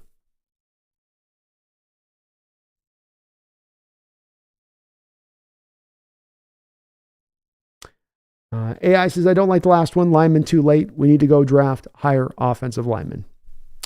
100%. But again, remember on this AI, with each of these drafts, I was trying to run a proverbial scenario each time, right? So on each of these drafts, I did a draft for need. I did a draft for value. I did a draft for trading back. So the draft that you're referencing right there was a draft for value-based draft, meaning that whoever is the best guy that you got on your board at that point, that's the guy you're drafting towards. You're not moving towards need at that point. And I agree with you. I don't want to wait to that point to address offensive line. But I will also say this is a little bit of the pickle that we have to get ourselves into if we are going to draft from the value-based role, is that sometimes you're not able to get back to positions of need as much as fast as you'd like to, because it's kind of like trying to have that cake and eat it too thing, where you have to pick the one or the other. Do you go for the need or do you go for the value? And that's what was hard about that draft for me, AI, is when we were running through that scenario of those guys that were available at that pick, I would have been moving for need and outside of the lane of true value, which is what I wanted that particular mock draft to be ridden by. And that's the thing I wanted to avoid. Just on that one draft, the rest of those were other things kind of based into it.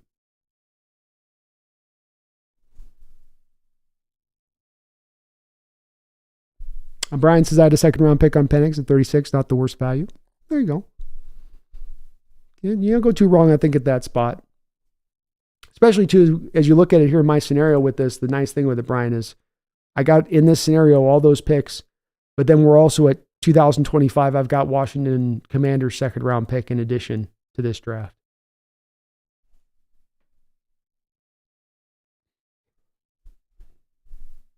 Megan says, I want to hold 16, as you know, but those trade backs make sense. Perfect sense, though. Totally understand, Megan.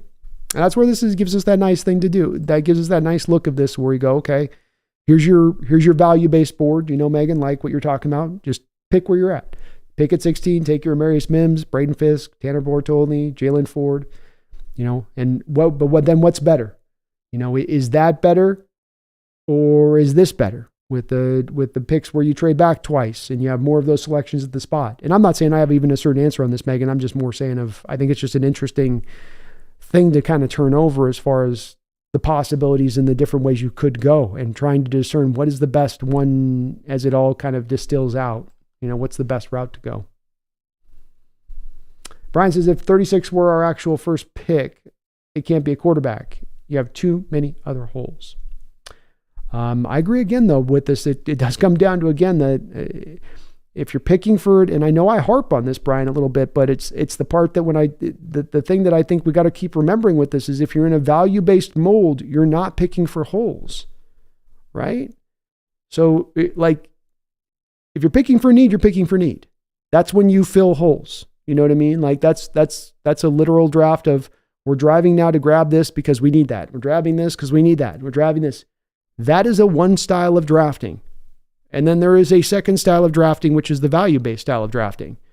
But I think sometimes and maybe I'm misreading on this on some of these comments, but there's sometimes I get the feeling of I want to try to take it in like fibers of thread, weave these things together, and that we're going to have our draft riding the line between value and need, and we'll be perfect in our selections of making those selections which are actually value, but they actually address need. As I always say, that's kind of a perfect situation that you can land yourself in, where your need that's the value-based pick where your value-based pick is also the need-based pick. But that's also kind of a rarity.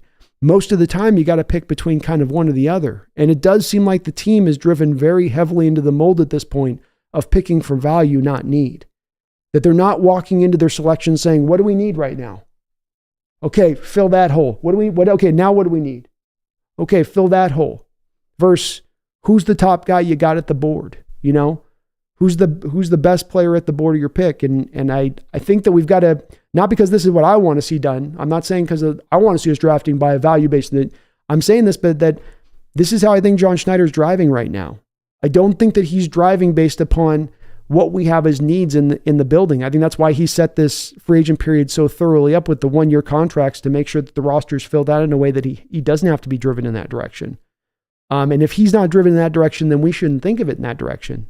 So if we're at pick 36, you know, Brian, and there's whoever's available, be it a quarterback, be it whatever position, be it a receiver, if he's operating off of a value-based model, then that's the model. You know, and that any positions in play at that point, it all just depends upon who's the number one guy you got up on that board at that point. Who's the highest on the board?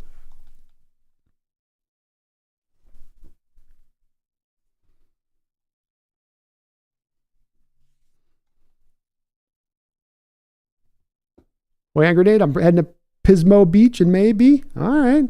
Weather still about being nice then, I'd say. Swedish Shinobi, I didn't have my glasses on earlier when you did the mocks and thought that center's last name was Nugget. I don't like the pick as much now. Nugent, I was way off. Brian Blake says, "Oh, that's a great trade-off. I'll take a 2025 second round. I don't like need-based drafting," says Brian. And Brian Blake, that's where I do harp on it very heavily, because I think that we got ourselves into trouble in 16 and 17 and 18 and 19 by leaning to need and picking for what do we need? Pick for that.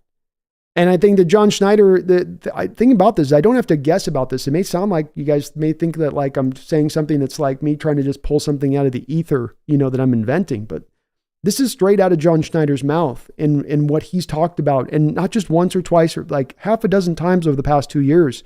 He's come back to saying over and over again, here's what's changed about our model.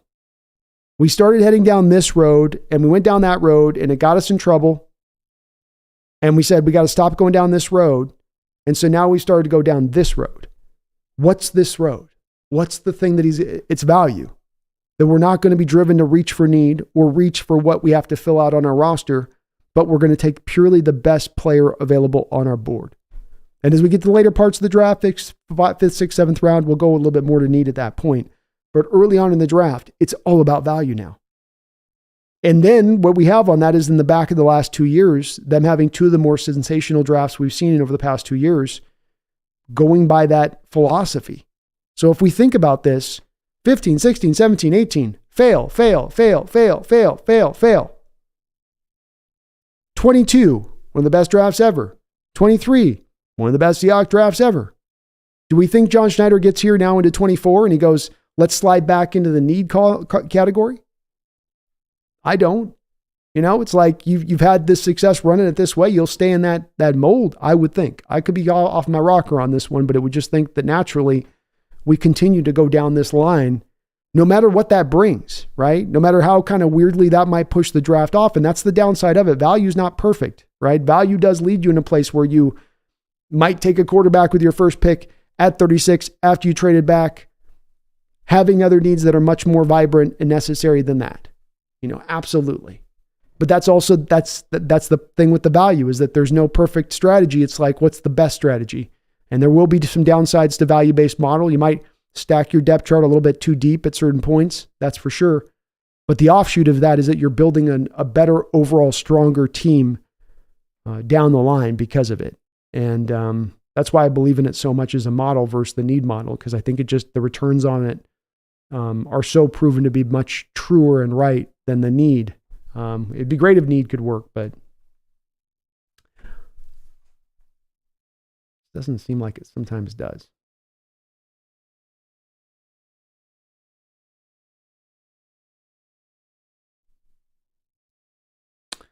Seahawks Times, how you doing? What's up, man? Everybody in the house here, make sure you sub up over to Seahawks Times. He's over there doing his thing on his channel. Good to see you in the house, man.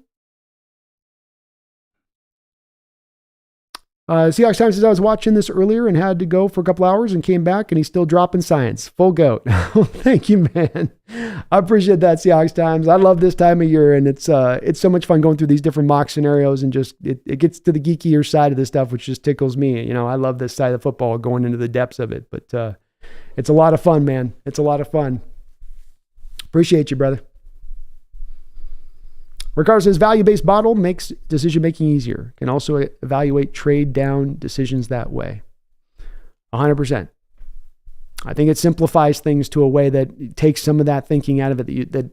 That's where those places, Ricardo, where they say you can overthink things. I think that's what can happen when you get to that need-based column of things, is that rather than just evaluating who's the best player to be picked, you start spinning yourself into circles about, well, we need this. And then what if you filled this guy to that need? And then we had that on this team and he was able to do that.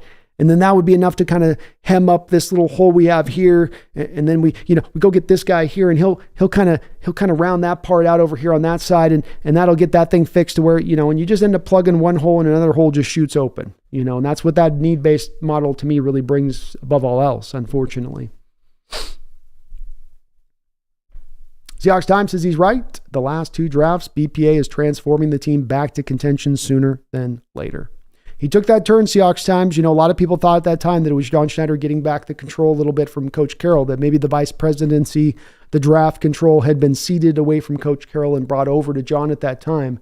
And certainly it would seem to be proof of that. Almost like John was having a brake pressed down, slightly, or the e-brake pulled up a couple of clicks and he wasn't able to get the car fully going because there was always the drive back to the need where Carroll's saying, hey, I need this on the team though. Hey, I need you to get me that on the team here though, rather than being able to operate from pure value. And the fact that you see such a diametric difference between the need-based model and what it will go back and look at those Seahawks drafts in 15, 16, 17, 18, 19. Look at those drafts. I mean, really look at them.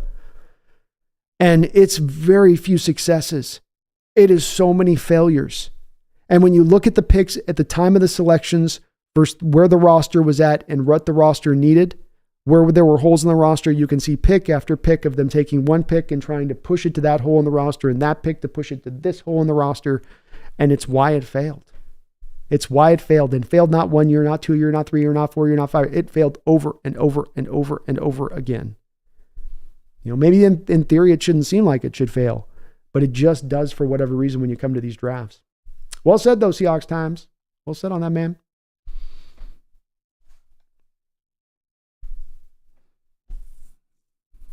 Brian says, but you can improve your roster if you fill a need with a player that relieves that need.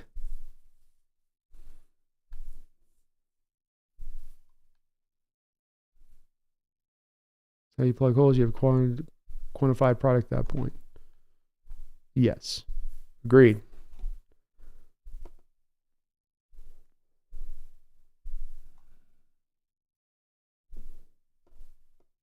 Yeah, Brian Myers, flexibility to me is the ultimate important factor come draft day. It's when you get forced into those corners of drafting that even beyond, to take that maybe beyond need, forcing yourself into a corner. And then losing that opportunity of being able to really set yourself up for the most successful draft.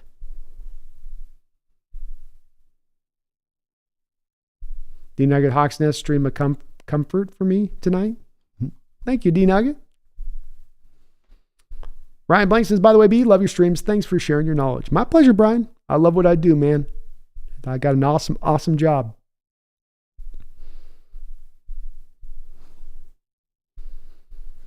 Blue and green zone. I feel like Schneider wanted to quarterback a couple of times and Carroll changed the board.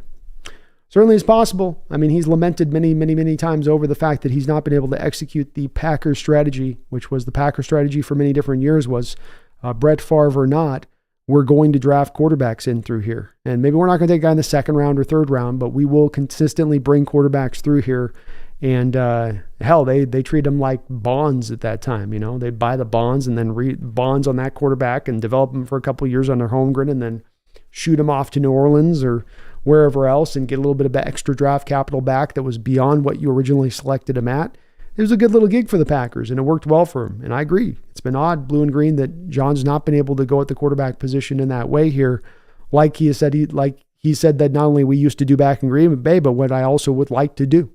So I'm with you. I think that certainly there's a potential here where Carroll changed some of that and didn't allow for some of that to happen. I think some of it too has been, when you do look at recent drafts, is that there hasn't always been the QBs there to select, I think, where he'd like to select.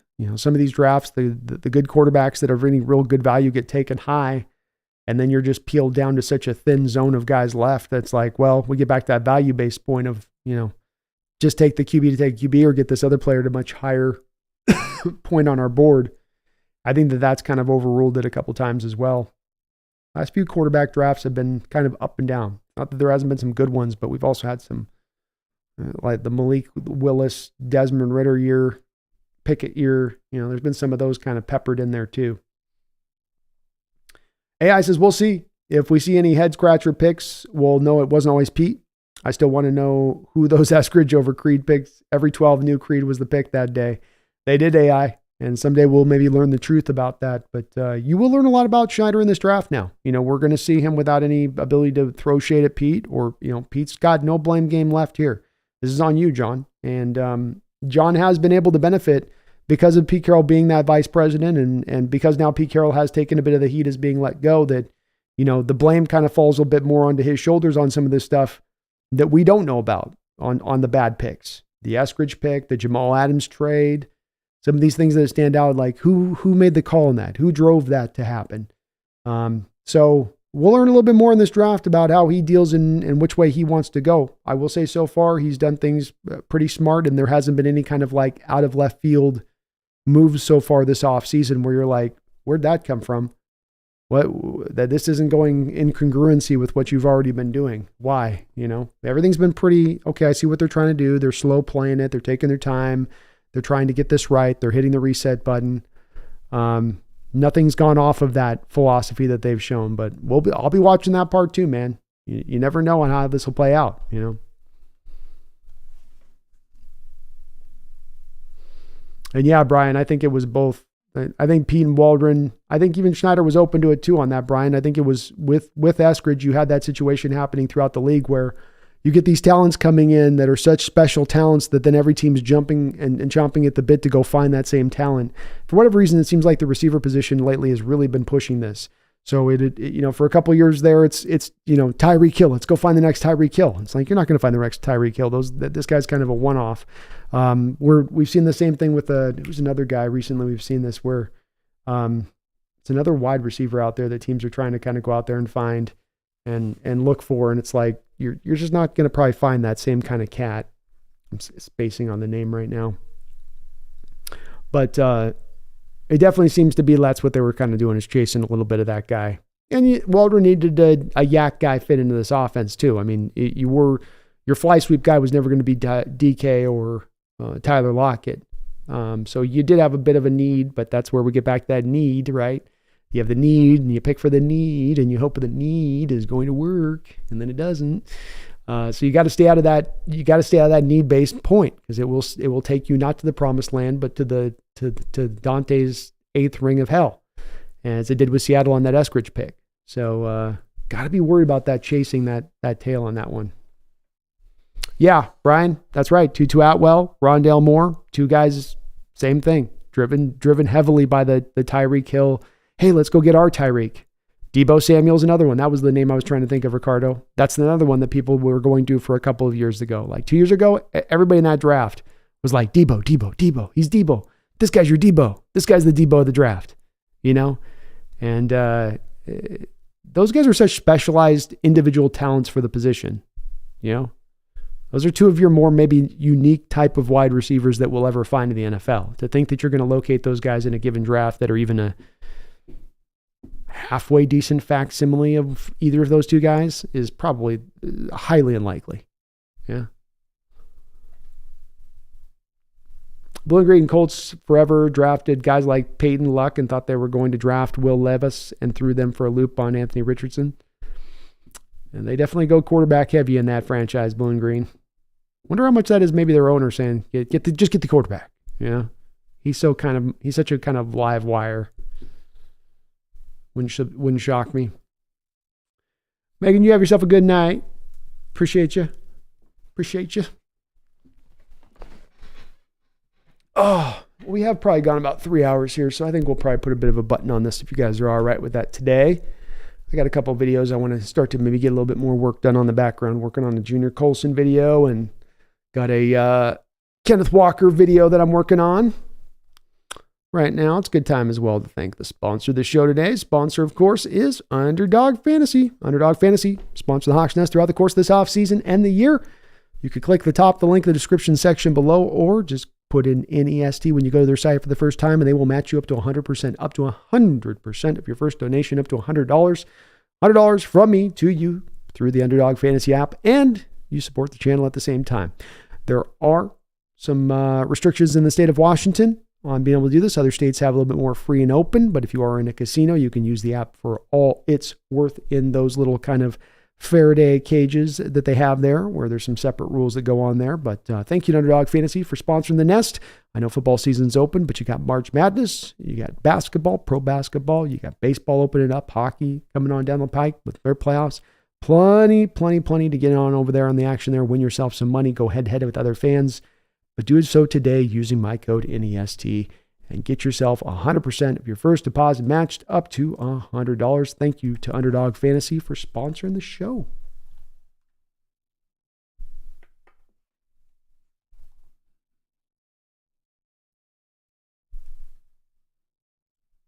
Brian, awesome. Thank you for going over the scenarios again. Love the extra insight. My pleasure, Brian. I'm glad. I hope it came off well. I was trying to make sure we could do this in a way where it wasn't too, get people kind of with the 1,000-yard stare and it wasn't kind of clicking in. But I do think that there's really value to doing these type of deals. Every year I do pretty good about getting my, for instance, first round mock put together where I can hit on a lot of the teams and what they're going to pick and where they're going. And this stuff starts to get, I think the more of these kind of exercises you go through, the closer you get to kind of the reality of where the lay of the land will truly be at come draft day.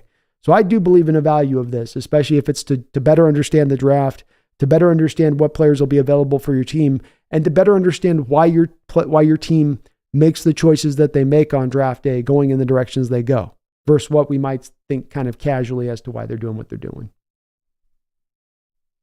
Brian, I appreciate you, man. Thanks as always as well. Enjoy your weekend. Go Hawks. Ricardo says, no more LJ Colliers and defensive tackles who can't drive safely, please. Yes, especially ones, let's keep them off the ATVs, right? I want contractual language. I want basically John Schneider on every high round pick. Almost the first thing that should come out of his mouth is no ATVs, right? That should be like the first thing that comes out. You drive an ATV, we will sue you for everything you're worth. Please, no more of that. Blue and Green says, thanks, Brandon. Love you did this today. Where could I join? Where I could join? I work a second shift. Can't catch weekday vids. Oh, well, thank you for checking out, man. I appreciate you for that. I'm hope you're not working too hard out there. And eventually we'll get more of these shows going. I think the hope is to eventually kind of get this locked into kind of a Saturday, Sunday show thing here as we get down the line. And maybe that'll help a few of the folks out that sometimes during the weekday can't catch as much. So I know I keep promising to do some more of these, but and we're going to get more going here eventually. So that is the plan. That is the plan for sure. Sean B says, where would you rank Mims among the OTs? Well, let me actually show you, Sean. So this is my offensive line horizontal board currently. And so you can see right now I have 3 tackles with true blue chip grades. Sean, on my boards here, when you see them bolded, Caleb Williams, Drake May, Jaden Daniels, Marvin Harrison Jr., Malik Neighbors, Romo Odunzie, Brock Bowers, Joe Alt, Talise Fuanga, and Amarius Mims, those are blue chip rated prospects. So first off, he's one of my few blue chip rated prospects in this entire draft. I think he's behind Alt, and I think he's behind Fuaga, but I would have him as my 3rd highest rated tackle in this draft. 3rd highest rated offensive lineman in this draft, Sean. I think he's going to play 10 years in this league, and he's going to be solid. I don't know if he's got maybe just a little bit below the star power lane of things, but right there on the cusp. And just can do anything you want. I mean, just had a really great college career. I don't think he gave up 1 sack his whole college career. I don't even think he gave up 1 quarterback hit his whole college career. Very, very impressive. Very, very impressive player. And he comes in ready-made to go, Sean. You know, there's no waiting on development with Mims. It's walk in the door and he's hitting the ground running. I appreciate you, Brian Myers. Hope you have a good one, man. Swedish Shinobi says, Hawks draft motto pre-2022. Beware all ye who enter. Dragons be here. How do they say that? Some way they say that. Dragons. Something dragons. something dragons. Blue and Green says, always, I can't donate, but I like to like and subscribe. Man, you're doing your job. You're doing that for me, Blue and Green. I don't think everybody's in different places as far as being able to donate or not donate. It ain't a requirement here. If you're watching, if you're hitting the like button, interacting here with the chat, being kind of people in the chat, man, you're doing plenty right by me and more beyond that. So it's only donate if you're able to afford, and if you're not, it's all good. Watching, liking, you're doing plenty enough with that. And I appreciate that support. I really do. So thank you for that, man. Sean says Mims is a stud. He might be too good to pass up at 16. Well, it's very good timing, Sean, the way you present that, because here's the draft. You know, I ran through all these scenarios at the top of the stream and different scenarios that we could run through as far as this: trade back once, trade back twice, pick for value, pick for need, you know, go for this, go for that. So here's my value-based draft, Sean. This was just who's the best guy on your board when you're picking at the picks. No trading backs. That was this particular scenario. And so to your point on that, I had Amarius Mims, blue chip prospect, the only one left there at 16 for our Hawks picking at that time. I jumped on him. Braden Fisk, Bortoloni, Jalen Ford, Edifon Olifosio. Got a couple middle linebackers in that draft, a tight end, really fast running back. But Mims would be the centerpiece of that draft, Sean. And I think that he is a fantastic tackle prospect, and he's a day one starter. So I agree. Stud's the right word to use, man. That's for sure. That's for sure. Randall finishing us up nice and right here with a $5 donation. Thank you for that, Randall. I really, really, really appreciate that. He says, I feel like the Hawks drafting changed with Kristen Michael. I forget how you pronounce it. Not so much of a new pick as much as projection based on measurables. They got cute. Yeah, I think that they were at that point in to your point, Randall, it felt like they were in the highest, the highest, trying to think of the right word I want to use on this. They were basically leaning into measurables as much as at any time. So if you were a corner on the outside and you had less than 38 2-inch long arms, they weren't going to draft you no matter what. The answer was just a flat, straight no. I think that there was some similar stuff on the defensive line. If you had less than 33-inch long arms, you know, Randall, there was the whole thing for a while there with the wide receiver position where you had to be 6 feet tall. You had to run a 4.4. You had to have over 32-inch long arms. You had to broad jump 120 inches. There was about 6 or 7 metrics for a while there that you had to, like, if you looked at all of the Seahawks receivers drafted before, basically like Tyler Lockett, they all checked these boxes as far as those metrics points go, Randall. And that's what you're talking about a little bit. So yeah, I think you had the Hawks a lot more at that time. Kind of remember there's the whole Spark score thing that they leaned on to, which was a combination of your testing numbers and your size. And it did feel like there was a little bit more willingness to be going outside of that. Maybe not on that pick, but right around that time, they started to transition away a little bit more from these baseline markers of measurements needs for positions and go, how about is he just a good player or not? Rather than, you know, is he a half inch off what we'd want on measurables for a given position here? And Michael was the ultimate measurables guy. His explosive numbers, his testing at the combine, how he jumped, you know, that was them leaning into the old model of measurables. You know, that was them going for a Spark Master, basically, SPARQ.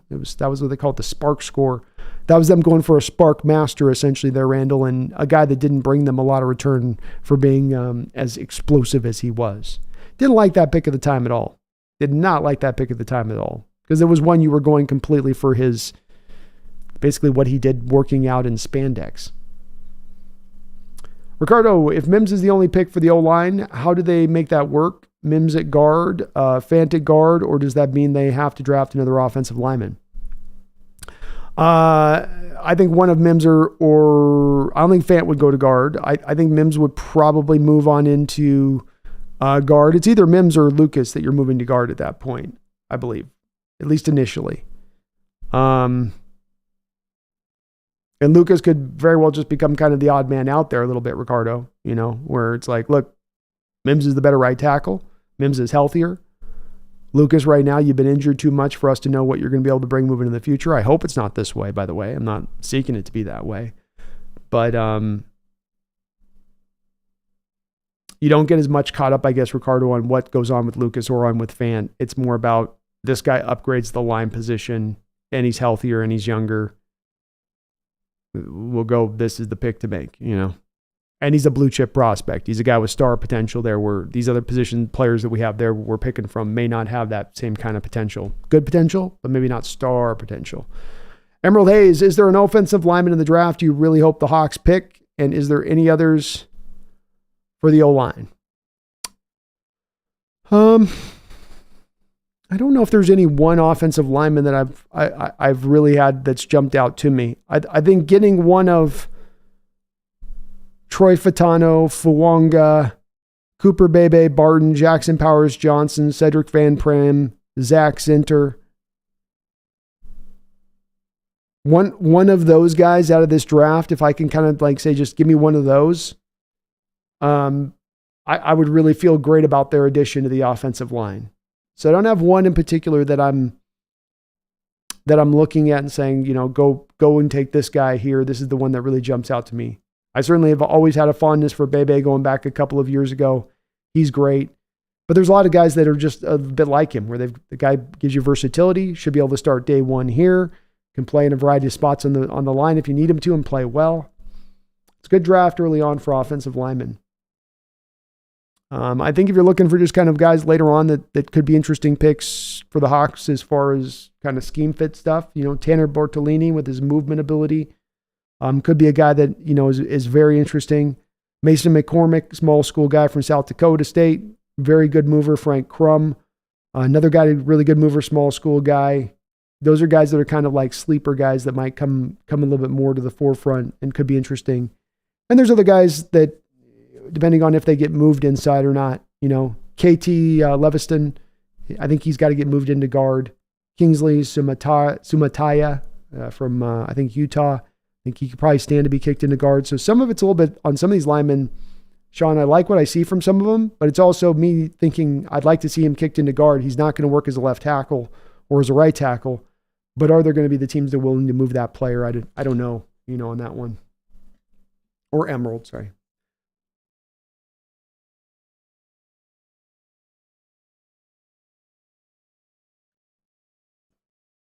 Sean says, do you think the Hawks would consider taking a tackle, especially with Abe's injury status up in the air? Yeah, I would.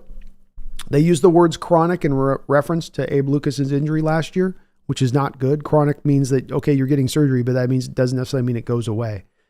And we know with knees sometimes don't go away. Unfortunately, I'd love to be able to slot Lucas into the future and say we're set there, but I think that there's too much of if I've got the chance, Sean, to take a blue chip prospect in this draft, I'm not going to pass on taking a blue chip prospect in this draft to take it on the back of the risk of the Abe Lucas's injury situation, or relying on his injury situation is cleaned. Like, no, we'll pass on this one blue chip prospect we could get our hands on in this draft because we're going to roll the dice on the guy with the dodgy knee that's got a chronic situation that's been undertaken. No, I'll still make the pick for the tackle at that point myself, at least. Ricardo, I think the Seahawks got a bit wasteful for the picks during the mid-2010s. They thought they were so stacked they could reach for guys with crazy measurables and not care too much if they were busts. They got a little bit overconfident, to your point, Ricardo. Yes, I think that's an accurate summation of what was going down there. It was reaching for those measurables and reaching for needs and on top of that, and that's a deadly combination of crap that does not lead you towards drafting success. I love Fatano, man, Space. If Fatano's definitely one of those guys I put on that list, or if you get your hands on him, I'm with it too.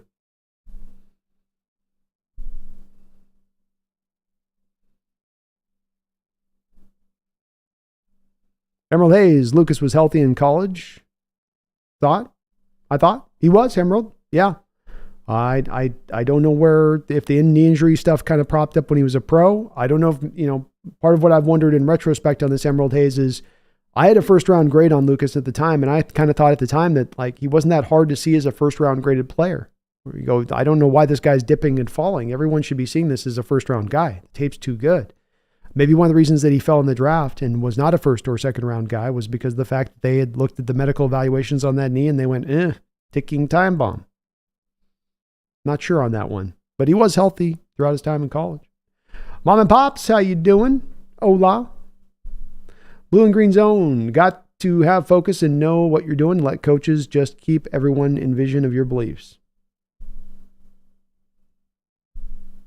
Now, hopefully they got it fixed too. If they feel like Lucas's knee's fixed, I don't have a problem passing on tackle at that point, but you better have some certainty at that point.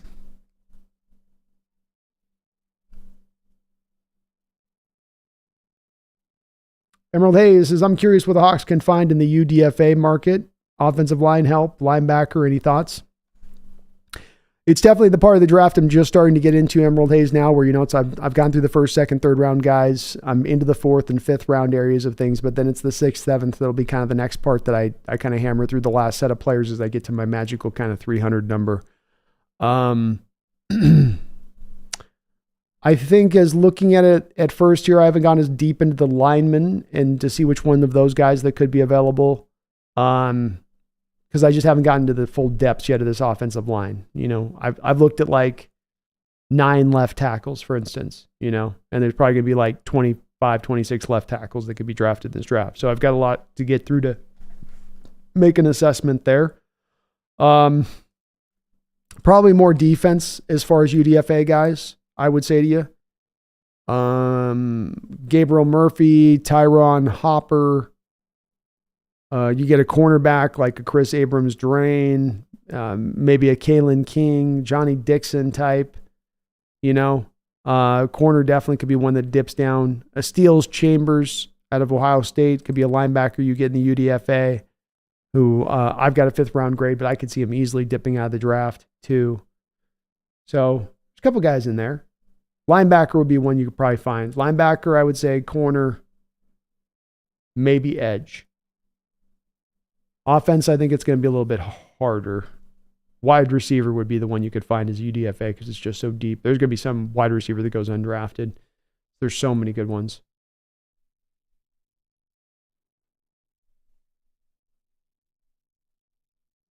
I would say. And I hope his knee holds out too. I do hope with Lucas that everything's fixed and clipped and all good now. It's hard to say with that type of thing. Those knee injuries can just, you think you got them figured out and they come back up and bite you again. Got to be certain about what we're doing going forward when it's all settled. All right. Well, I think we will put a bit of a button on this at this point here, and call it good. I'm going to go and get some other stuff done on my end here with some things. I appreciate everybody watching today. Do me a favor if you guys could for me and slam, damn, wham, bam. Thank you, ma'am. That like button, if you could for me, it does help out this channel, helps the channel grow tremendously. It helps me show up on all those algorithms out there. Thank you to all the folks with all their support today. Randall McDaniel, Chase, appreciate you guys so very much. Pandemonium Bad, very kind of you guys. On the donation front of it, I do appreciate you guys for that. We will be back on Wednesday this week with another show at that time. I'm not sure as to yet what we're going to look at exactly here, but we'll get something set up going on that. And of course, we got this Thursday. I believe we're going to be looking at the tight ends here on the B&B show. So we've got that lined up as well. If you are a member of the channel, we'll be doing, I believe, on Thursday a call-in show at 5 o'clock. So be on the lookout for the community posts for me to get that sent out. Patrons as well. I'll get that out to you as well. So keep an eye on that on either end of it, as I will get those posted to you guys as well for the call-in show. I thank you guys today for watching and tuning on in, and the great chat as always, keeping me laughing as you guys do. Much love out to you too, Megan, and everyone else out there. Great discussion tonight as ever. The draft can go in a variety of different directions, but John Schneider, this front office, are running through just the type of simulations that we ran through tonight. Maybe not exactly these types, but they're trying to go through and actively deduce we've got how many different lanes we can go down in this draft in the way that this is going to play out. It can only play out so many different directions. This isn't like the multi-universes where there's every different iteration possibly play out. You can get a pretty good idea of how this will go down the track to really, really meting out at the end of the day. And we're trying to get an idea of that. John Schneider and company are trying to get an idea of that. And the more you can prepare yourself, the better you understand the draft and the better you'll be equipped to know which direction I think the Seahawks are going to be sliding towards come draft days here in the next month. We are under, I think just as of today, actually, I think we're about 30 days away on the mark, just about from getting the draft. So we're cooking up. It's heating up. We're going to find out here soon which direction the Seahawks are going to go. It's going to be fun to continue to cover this as we continue on through with this evaluation process and whatnot into this off season, which does continue to just kind of spin right by fast. We're going to be to training camp in no time. In no time at all. I thank you guys tonight for watching. I appreciate you. Please, again, do hit that like button on the way out the door. Back very, very soon. But until that time, please, don't you ever forget. Please don't forget. Come on now. Go Hawks.